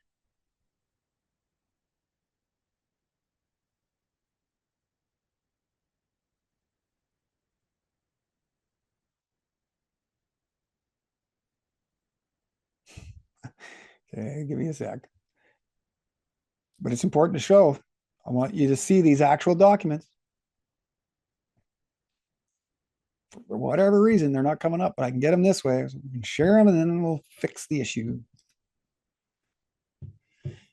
Okay, so now we can share it full screen. It'd be nice if we could just bring it up, but nothing's ever easy, right? Okay, so now you should be looking at side by side. You can see Louis Brandeis' actual autograph, April 28th, 1908. So well over 100 years ago, this idea of sociological jurisprudence. It's property of Louis Brandeis. 1908 Railroad Committee. This is Muller versus Oregon. New Haven Securities is Savings Bank Investments. So there's many briefs then established coming out of the NCL, the Pittsburgh Survey. And then as we will show later, you know, Brandeis influences the NAACP, first the ACLU, and probably B'nai B'rith and all of these other think tanks in how to actually move society forward. So our world today really influenced deeply by Fabianism, collective bargaining, trade unionism. These are all things that we're very familiar with. They're familiar sounding, but rarely does anybody go into the detail and in the history of how these were developed. And whether trade unionism was a good idea or not, really it separates us from our labor, creates a division of labor environment. So our number one money earning agency is ownership of our own labor, property, right? Life, liberty, and property is what John Locke stated. Thomas Jefferson takes out property and puts pursuit of happiness conveniently.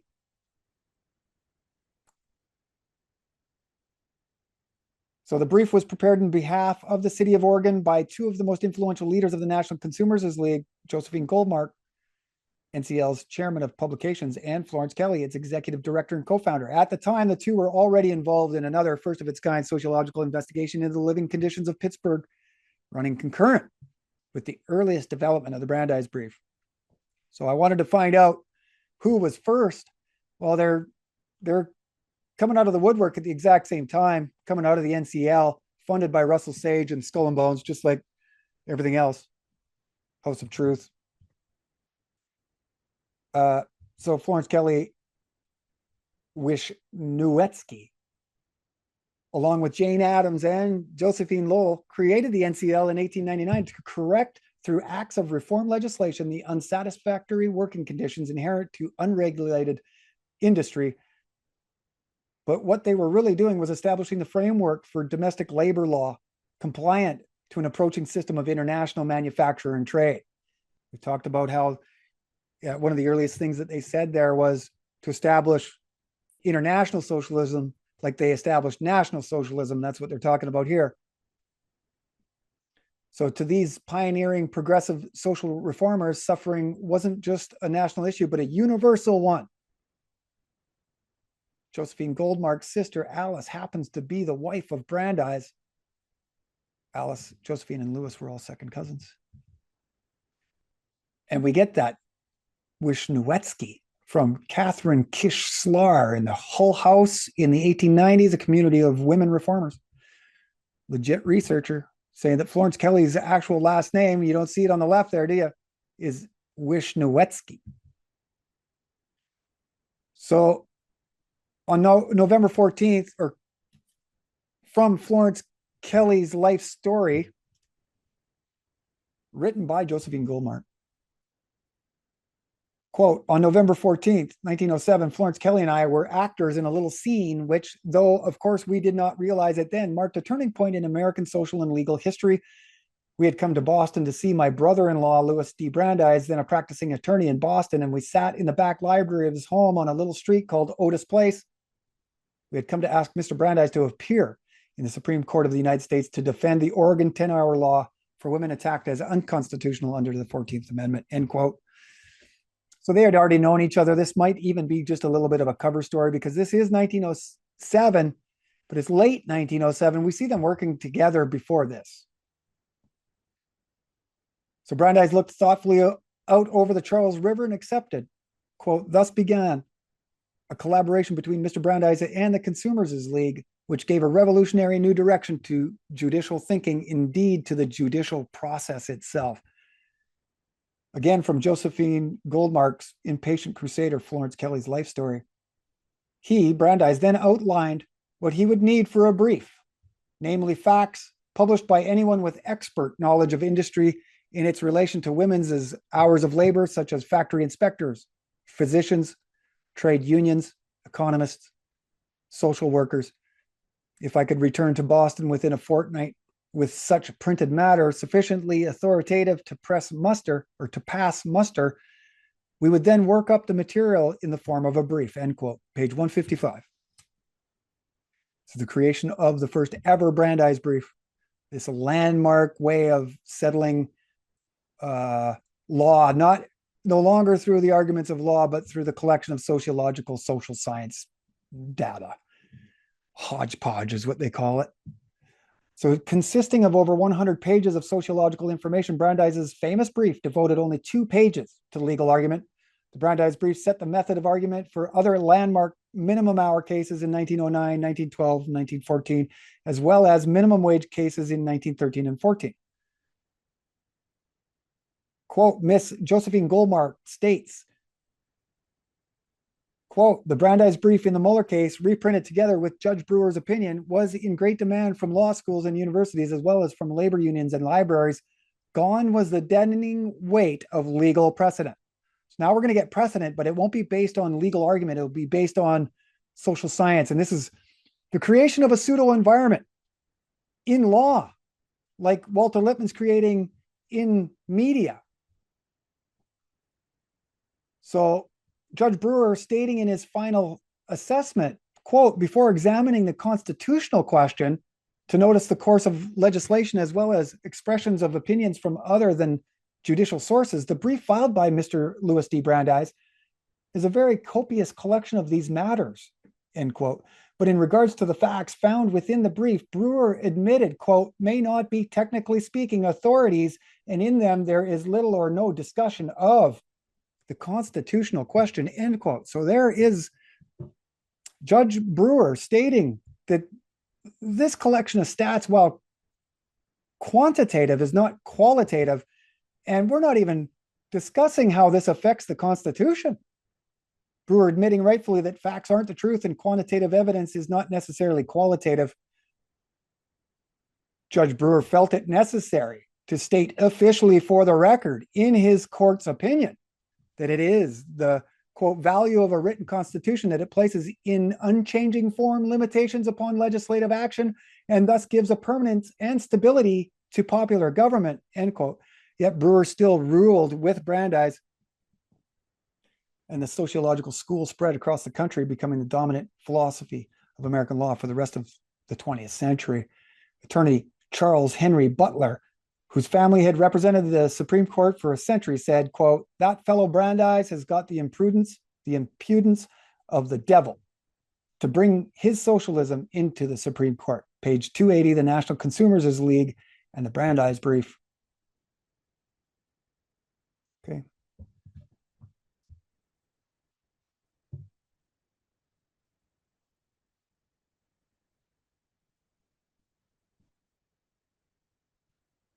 Some of these other fellas involved in the Pittsburgh survey,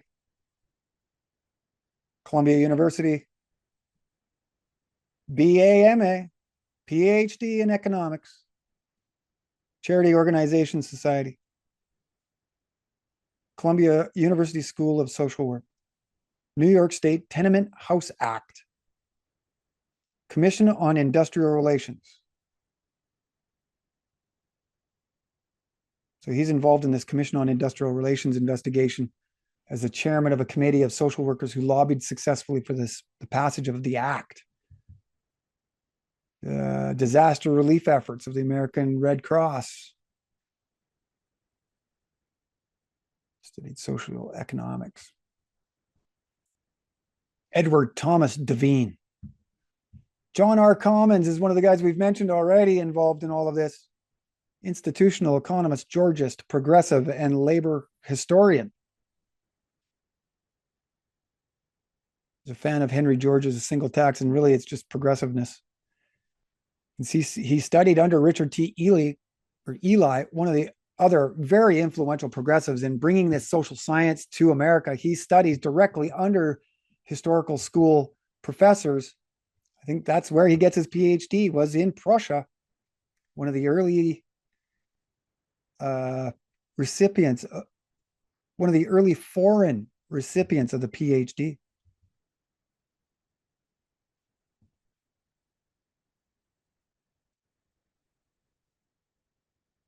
Okay, so the Russell Sage Foundation is the one funding a lot of this. It was financing both the Pittsburgh survey and much of Goldmark and Kelly's work at the NCL. The RSF and Dorothy Payne Whitney would continue their sponsorship of Goldmark and the NCL at least until the publishing of her Fatigue and Efficiency in 1914.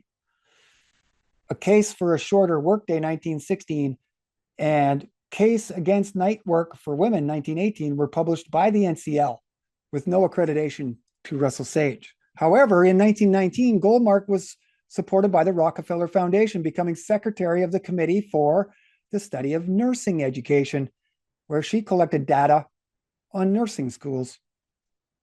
The committee's major report, Nursing and Nursing Education in 1923, modernized professional standards across the U.S. health system. Now, we already know Rockefeller's establishing our modern medical system. And here we see Goldmark and the NCL critical in the establishment of nursing standards. the midwives. So Brandeis's groundbreaking brief became the preferred method for the NCL, initiating legislation long after Brandeis's own departure for the Supreme Court in 1916, mostly under the direction of his mentor, Felix Frankfurter, with the assistance of, once again, Josephine Goldmark. But by then, much of the foundational framework had been established. This is the shape-shifting of Brandeis. This is where Brandeis goes from man to institution. So he's there to train, and once everybody understands the methods and how to do it, he disappears. You see that all over the place in every group that he infiltrates. He sets the standard, gives them the tools, and leaves barely a mark. Today, the National Consumers League is considered America's pioneering nonprofit consumer advocacy organization, setting the standard for all of those who come afterwards or who came afterwards. Okay, you can look that up. It's one of the very first pioneering influences of this charity work through foundational philanthropy. This is what makes Rockefeller, Ford, Carnegie, all of these guys progressives. Their philanthropy. So the Protocol of Peace and industrial democracy. This is where they start to establish national labor law. This Protocol of Peace, again, landmark. And Brandeis, again, central. So from Brandeis Beyond Progressivism, page 40, Brandeis described the protocol system as a large step toward industrial democracy, but of course only a step, end quote. And I've shown you that earlier. So despite all the efforts of these early 20th century progressives, labor unrest continued to grow.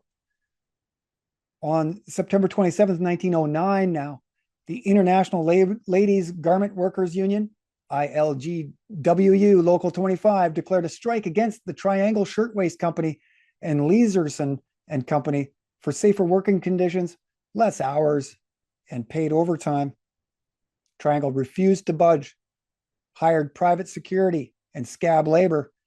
Tensions continued to grow when just about a month later, in response to Triangle's rejection, union leader Clara Lemlich called for a general strike of the entire shirtwaist industry. This sparked the 1909 uprising of 20,000, a strike of mostly female Jewish workers supported by the National Women's Trade Union League. So you can see that they're trying to establish trade unionism nationally. And this is the Marxist or syndicalist radical approach through striking to identify injustices and make them public so that there's public outcry from which they create that momentum to then establish legislation. So nearly all of the shops recognized the union and regular inspection, while Triangle Shirtwaist Company remained one of the only holdouts. ILGWU called off the strike February 15th, 1910, leaving Triangle as one of the only dissenters. So most of the firms or corporations, companies that were the clothing manufacturers, they all signed this protocol, or the first strike that leads to the protocol from this Triangle Shirtwaist fire. A lot of the this uprising that comes from it, a lot of those companies that were involved signed that document. Triangle Shirtwaist is the largest of dissenters, and it's really only one of a handful. So ultimately, it is Triangle Shirtwaist that's standing in the way of a national, standardized labor system driven by trade unionism. So they are close to establishing Fabianism into the United States. Brandeis is tip of the spear. And so we see here in 1910, these strikes are leading to this protocol. So in July 1910, ILGW struck the garment and clothing manufacturers again, when approximately 60,000 of the cloak makers' union walked from their jobs. This was called the Great Revolt, largely made up of male Jewish workers, signaled a turning point. The cloakmakers industry was more than shirtwaists. They worked with heavy wools, silks, and velvets, produced higher quality overcoats, tailored suits, and skirts. Their garments were more complex than simple shirtwaists, requiring master tailors, and to the department store, far more profitable. In August, when Brandeis was called to settle the strike, manufacturers were in the middle of putting together their winter stock. For a well-known department store owner like Abraham Franklin Filene, this was a far more important union of workers, and the timing couldn't have been worse. Determined to resolve the strike quickly, Filene calls on his longtime counsel and personal friend, Louis Brandeis. So if you got this Filene, who's the owner of Filene's department stores, and at that time, they're in Boston and they're highly influential. Filene and Brandeis are working together, and I'm going to get into it. So I'm going to just keep reading. Brandeis and Filene had already worked together in establishing the Filene Cooperative Association in 1898 in Boston, a revolutionary new internal labor grievance board where employees could override management decisions. When Brandeis arrives to the proceedings in August, plan in hand, he already knows Filene and the situation well. This is where they're establishing National Socialism. They all know it. And Brandeis and Filene out of Boston established this Filene Cooperative Association, which is the beginning of this national network that they create. So you can see that they're scaling up. They're first learning on a municipal level. And this is the exact same model that's established through the Treaty of Versailles, League of Nations. So from Brandeis, A Free Man's Life, page 296, quote, Brandeis, who before this had not spoken more than a few sentences here and there, tried again to get around the closed shop issue. In an eloquent plea covering 5 pages of the record, he now presented his famous compromise, the preferential union shop, which he had tried to introduce back in 1907 when he appeared as counsel for the manufacturers in the Boston cloakmakers strike. So on one side, you've got those that want a closed shop, and then on the other side, you've got a group that wants an open shop. So closed means that if you aren't a union member, you aren't allowed to work there. Open means that they will take anybody, whether you are a union member or not. And this ultimately came down to the primary conflict. So we talk about collective bargaining. What you do in collective bargaining is you remove the easiest, most agreeable contentions and get everything down to the most contentious issue. And this is the method that Brandeis is using. So Brandeis first isolates the most contentious issues, resolves the most manageable grievances first, with the idea of building trust and momentum, eventually getting all arguments down to the most contentious where he finds middle ground between the two parties. In this case, one party wanting an open shop, the other wanting a closed shop. Brandeis splits the two by coining the term preferential shop, a scheme requiring employers to hire union members provided they were of equal quality and skill to a non-union applicant. So they are still defaulting to the union member when things are all equal. If the non-union applicant proves to be more efficient and better at his job, they'll take him in a preferred shop. But this is the toe in the door that led to union shops, and you had to have a union membership to work. Because once you're inside that network, they can manipulate you, and your personal individual opinion no longer matters. It's just the union leader, of which oftentimes manufacturer and Brandeis know personally. So this masterstroke in dialectical resolve by Brandeis, bringing together labor and manufacturer around a process of collective bargaining that defines modern trade unionism today. A term coined by Beatrice Webb, collective bargaining. Labor relations, I believe, is hers too. Industrial democracy is coined by the Webbs. So together with Louis Marshall and Filene, Brandeis drew up the final wording of the Protocol of Peace, and on September 2nd, 1910, it was signed by nearly every clothing manufacturer but Triangle. Now, if anybody knows anything about Triangle shirtwaist, they know that there was a fire there And so what most people don't know is that the fire happened after they'd already resolved the issue. And Triangle was the only holdout. And it's their building that burned.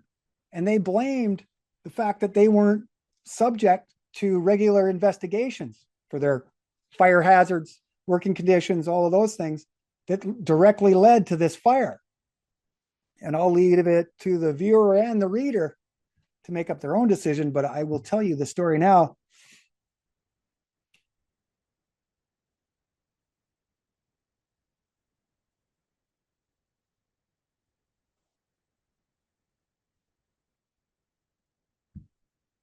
So on Saturday, March 25th, 1911, at approximately 4:40 p.m., fire broke out on the 8th floor of the Ash building, spreading quickly to the top 3 floors.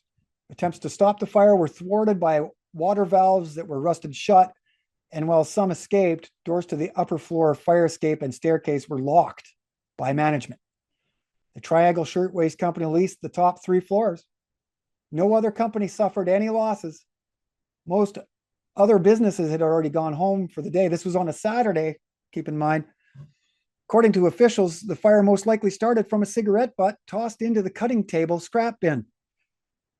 Highly flammable. The building itself, mostly made from stone and steel, suffered very little damage. Both Blank and Harris, the owners of Triangle Shirtwaist, made more from the insurance claim than they had to pay out in restitution. Same with the owner, Ash. But a large portion of those employees who struck against them in September of 1911, that first ever strike, from which they actually had to go back to work with no contract, those were the ones that largely made up the 146 who died in March. So they had to leap to their own deaths. And there's pictures, you can go look. I just didn't feel like going through those. But that Triangle Shirtwaist fire is notorious. It's infamous in that it led to, at least people think so, led directly to the Protocol of Peace and labor resolve. But we can see that mainstream history actually kind of has it confused in that the fire happens after the protocol. And ultimately, when you look at it, when there is one social outlier that doesn't want to get underneath this national system, that is corrosive to their plan. If they leave one, that will grow. They understand this. So they had to somehow get Triangle Shirtwaist into this national network of trade unionism. They asked nicely to no response. They tried to force their hands through strike action twice. They still said no. Ultimately, Triangle Shirtwaist in that location burned. Those 2 workers made more money from the fire. The only people that died were those members that originally struck. And Triangle Shirtwaist continued to work, run business in other buildings. But in the end, you know, if you're not going to be a part of this system, they're going to weed you out. And that is what happened to Triangle Shirtwaist. But they established their network, their trade union system of National Socialism that was certainly installed. So from page 23 of the aforementioned Triangle Shirtwaist and Protocol book from Greenwald, quote, industrial democracy was a term that before 1909 had significant relevance only for reformers and intellectuals. Events in progressive era New York grounded this abstract theory into the streets of the Lower East Side. The conflicts of the ladies' garment industry provided a ready-made laboratory. The Protocol of Peace, a radical trade agreement in New York City's ladies' garment industry, ushered in a new experiment with industrial democracy. From that book again, quote, for the Webbs and their American counterparts, the professional expert, whether civil servant or representative, was of decisive importance in bringing about industrial democracy. Americans quickly noticed the idea as it appealed to their newly found sense of rational or objective science as a means to solve social and economic problems. American adherents to industrial democracy, including future Supreme Court Justice Louis Brandeis, saw in it a vehicle to rationalize American industry within a democratic framework, end quote. So legislation is the act of creating the law, while regulation is the process of creating rules that define how those laws will be applied. Okay, and Brandeis is an expert legislator and regulator. He's the social justice, as we've covered.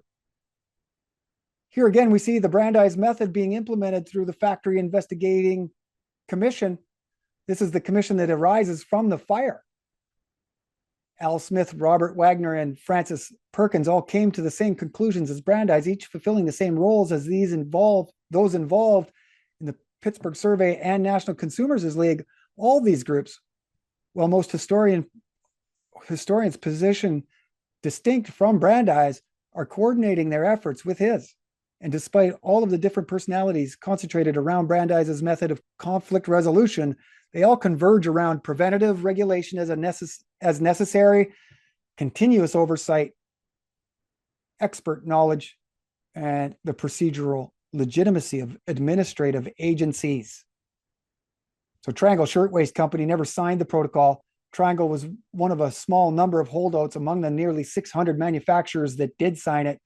While across the industry, protocol shops were now subject to regular safety inspections, regulated overtime, grievance procedures, while conditions at non-protocol shops like Triangle continued. Proving the protocol's major weakness, it was voluntary. It penalized the compliant and rewarded the holdout.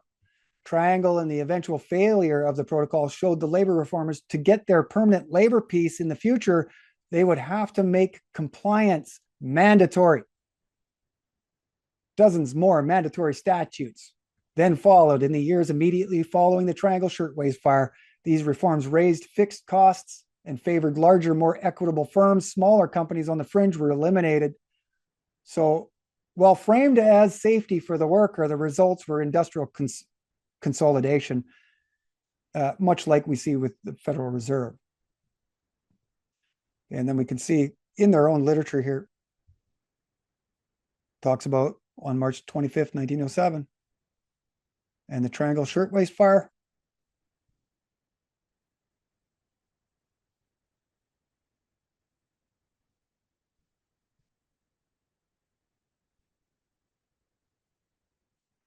And the fact that they're getting this from European style social unionism is important, because not necessarily British, but it's also Italian.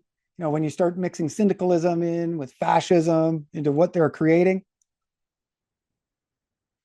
So this is Filene, department store owner. He is in this with his brother. They're close with Brandeis. He's supporting Roosevelt's New Deal. He's a social reforming progressive. He's on the executive board of the National Committee for the Department of Education.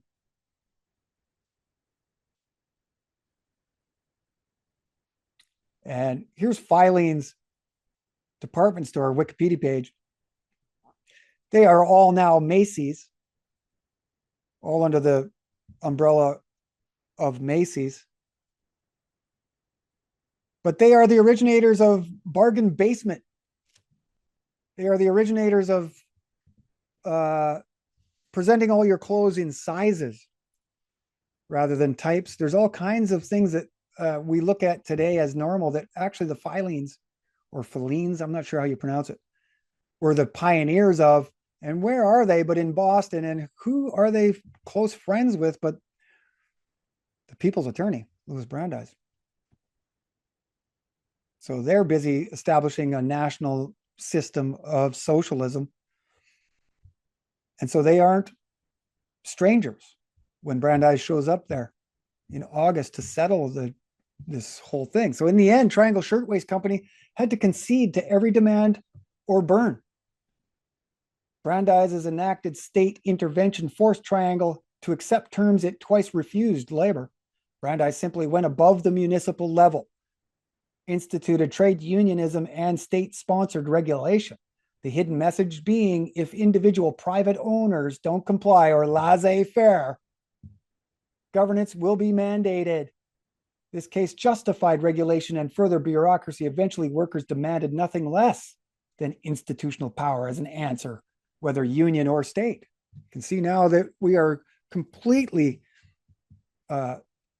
advocates, many are, supporters of trade unionism. So for a while, we've yet to ameliorate the poor and needy, the number one stated reason for the reform. The administrative, expert governance, and the welfare state have remained a permanent, omniscient institution of Western government ever since. In fact, it is growing daily, yet we have yet to solve poverty, homelessness, right? So we start to see that it's really feigned concern, feigned interest in our in what's best for us. It's really about imposing a system of social control, making us all automatons to walk in prescribed paths, remove our laissez-faire individualism, and become good utilitarian factory workers.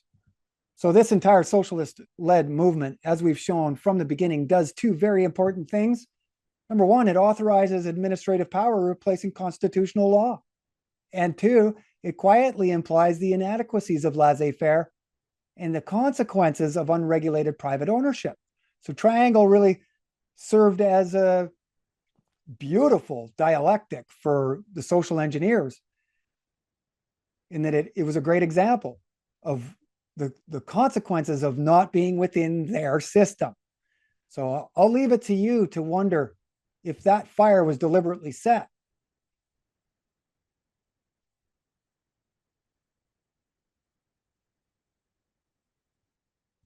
So, while sensational acclaim, if one was to be intellectually honest, to burn a building for its insurance claims is not unheard of.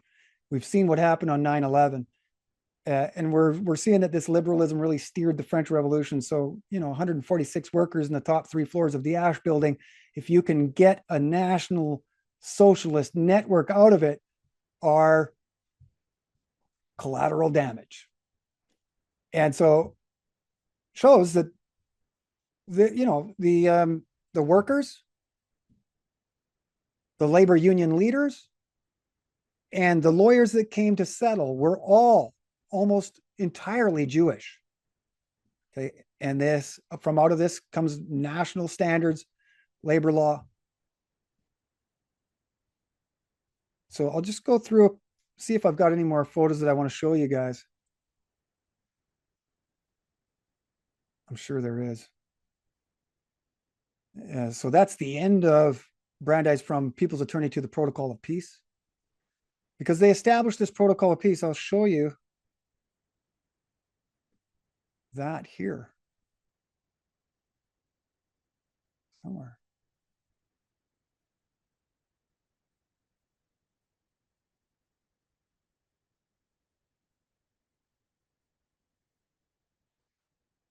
It is somewhere. Probably have to bring up my share again. Okay, so I don't know how many minutes we're in here today, but I want to make sure that we close this properly and make sure that you guys understand and you come to terms with all of this and move forward with a different perspective of our history, not a perception given to us. So here's Intercollegiate Socialist Magazine.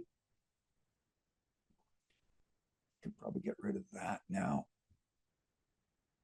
and extend this out. You can see what is the ultimate goal here: development, but happiness and hope.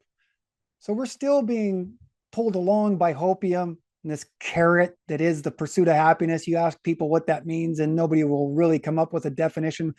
What you really want to do is find some meaning and purpose in this world.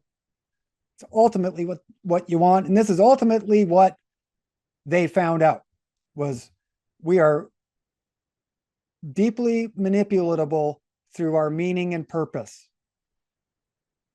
And so they gave us our meaning and purpose. We didn't make it. And our meaning and purpose, according to them, is the pursuit of happiness. Okay, so the Intercollegiate Socialist magazine mentions Walter Lippmann here.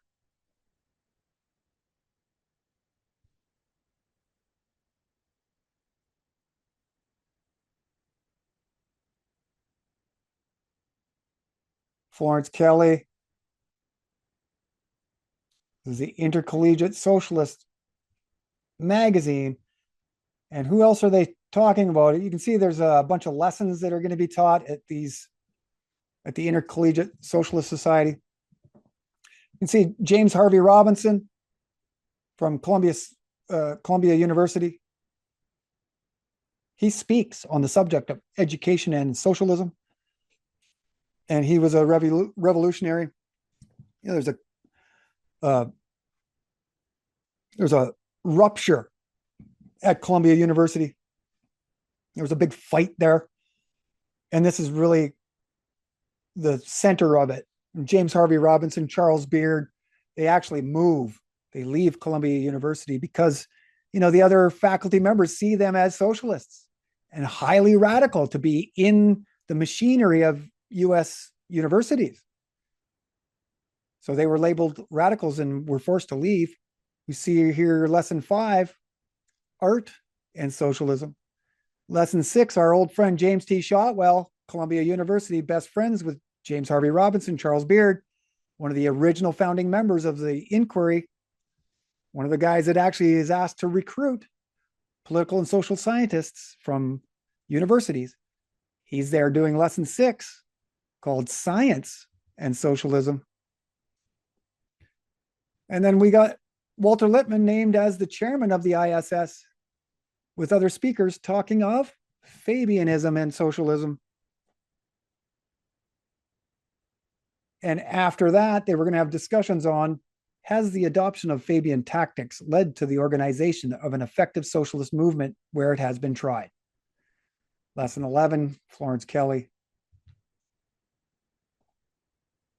So we go from the American Fabian League, the American Fabian Magazine, to the Intercollegiate Socialist Society, where they are advertising Wilson's New Freedom, advertising Walter Lippmann, Florence Kelly, even Walter Weil, House of Truth resident, author of New Democracy. It's the account of new socialism, as we may call it, in parentheses, and of the currents of social evolution as observable today the world over, constitutes a particularly interesting study. So there's Walter Weil, who is a member of this arbitration board, the 3-member arbitration board of which Brandeis is the head. The other 2 members are Walter Weil, Morris Hillquit, Hamilton Holt.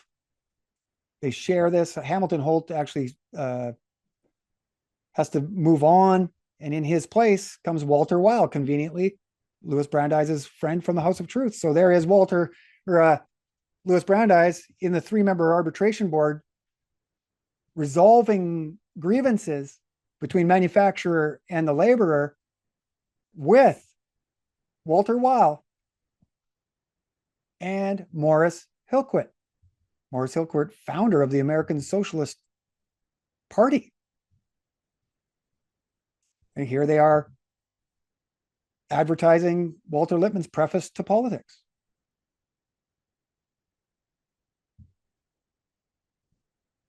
Here they talk about H.G. Wells's New Worlds for Old, Graham Wallas's Human Nature and Politics, and Shaw's prefaces as key literature to be reading. Lippmann's book, Preface to Politics, enthrones human nature, as was done by Rousseau. And what did Rousseau famously write but the social contract? Lippmann's great leader is Roosevelt. So they found the New Republic really to support Roosevelt. But what happens is Roosevelt says, yeah, I like this idea of administrative government, but I don't want to manipulate the US Constitution. And so this is why they flipped their allegiances to Woodrow Wilson, this man of attractive-minded man that Beatrice Webb brought up in her diaries in 1898. Here they back Woodrow Wilson in 1912, right around the same time that Louis Brandeis meets Woodrow Wilson. August 1912, we've gone over that at Seagert. So all of these times are lining up in amazing ways. Society of Social Hygiene. So you want to talk about the origins of eugenics. It's based here right prior to the technocracy movement. Socialist membership of 12 has combined with the progressives, forming the majority. The speakership has been conceded to the progressives and the chairmanship of the committee to be socialist. So this is why today many progressives are just socialists. They're radical socialists. And what differentiates somebody that's a classic liberal from this neoliberal is social activism. The radicals out there in the streets aren't classic liberals. Classic liberals wouldn't be out there. They're progressives. So new freedom again mentioned, the new individualism. And they're talking about Mrs. Kelly hopefully appearing in February to talk of the ISS. Progressivism versus socialism. So it's in this League for Industrial Democracy, the ISS, that we see this incredible convergence of scientific socialism, American progressivism, and technocracy movement founders.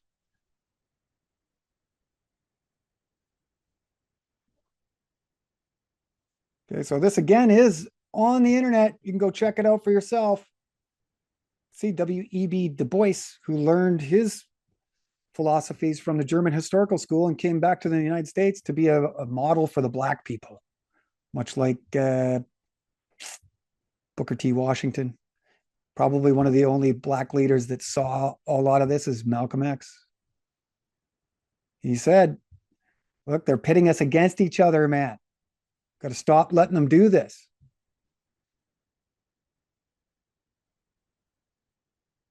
I'll just quickly see if there's anything else I want to cover before we end this show.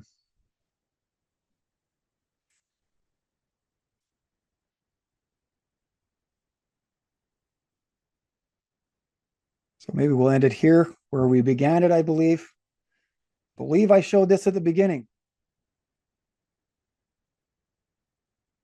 So we talk about Louis Brandeis, Sidney Webb a lot. But this guy is important because he's triangulated within three very important things today. Sources of major chaos, really, today. Right? And he's right in the middle, father of modern American journalism. You know, people study his book and his methods to become journalists. He's a leading figure in media studies in America and around the world. He's a primary author of NATO, his 14 points, written alongside Sidney Webb, really at the Inter-Allied Labor and Socialist conferences that led to the Paris Peace Conference and the signing of the League of Nations and the Treaty of Versailles, which is NATO, the United Nations. And he is the very first lifetime founding member of the Council on Foreign Relations. It's the very first portfolio that was given to Lippmann. He goes to the New York Public Library about 4 months after Trotsky leaves to lead a revolution and starts to establish the Council on Foreign Relations, the mothership of all U.S. foreign policy. He's a member of the oldest secret society in America, Phi Beta Kappa, as is Brandeis, Frankfurter, William Howard Taft, Roosevelt, Stimson, Root, Bernard Baruch. All of these men, most central to this socialist movement, are Phi Beta Kappa. Studied at Sachs School for Boys, follower of Reform Judaism at Temple Emmanuel, Lexington in New York. It's a coiner of the terms manufacture of consent, stereotype, neoliberalism, and Cold War. So when we see labels being thrown around by both the left and the right, we are seeing them being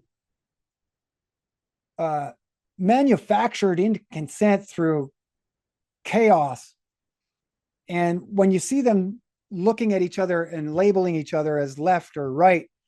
They're really now looking at the world through stereotypes. So this is a key tip in how to combat progressivism and help insulate or protect your own mind, is to understand that as soon as you start using labels or hearing others using labels, they're identifying with institutions and influences, and they're being swayed away from the truth.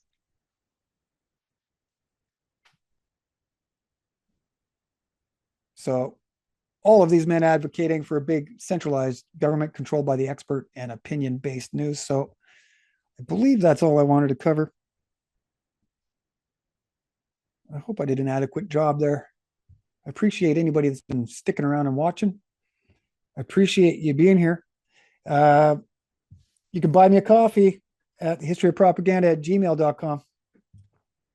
And like I said, we have just about done this book, and I've got 4 or 5 chapters to get to final draft, but we are hoping to, within the next month, be able to put out this book of all of this stuff that I've talked about into a nice, holdable, giftable piece of literature.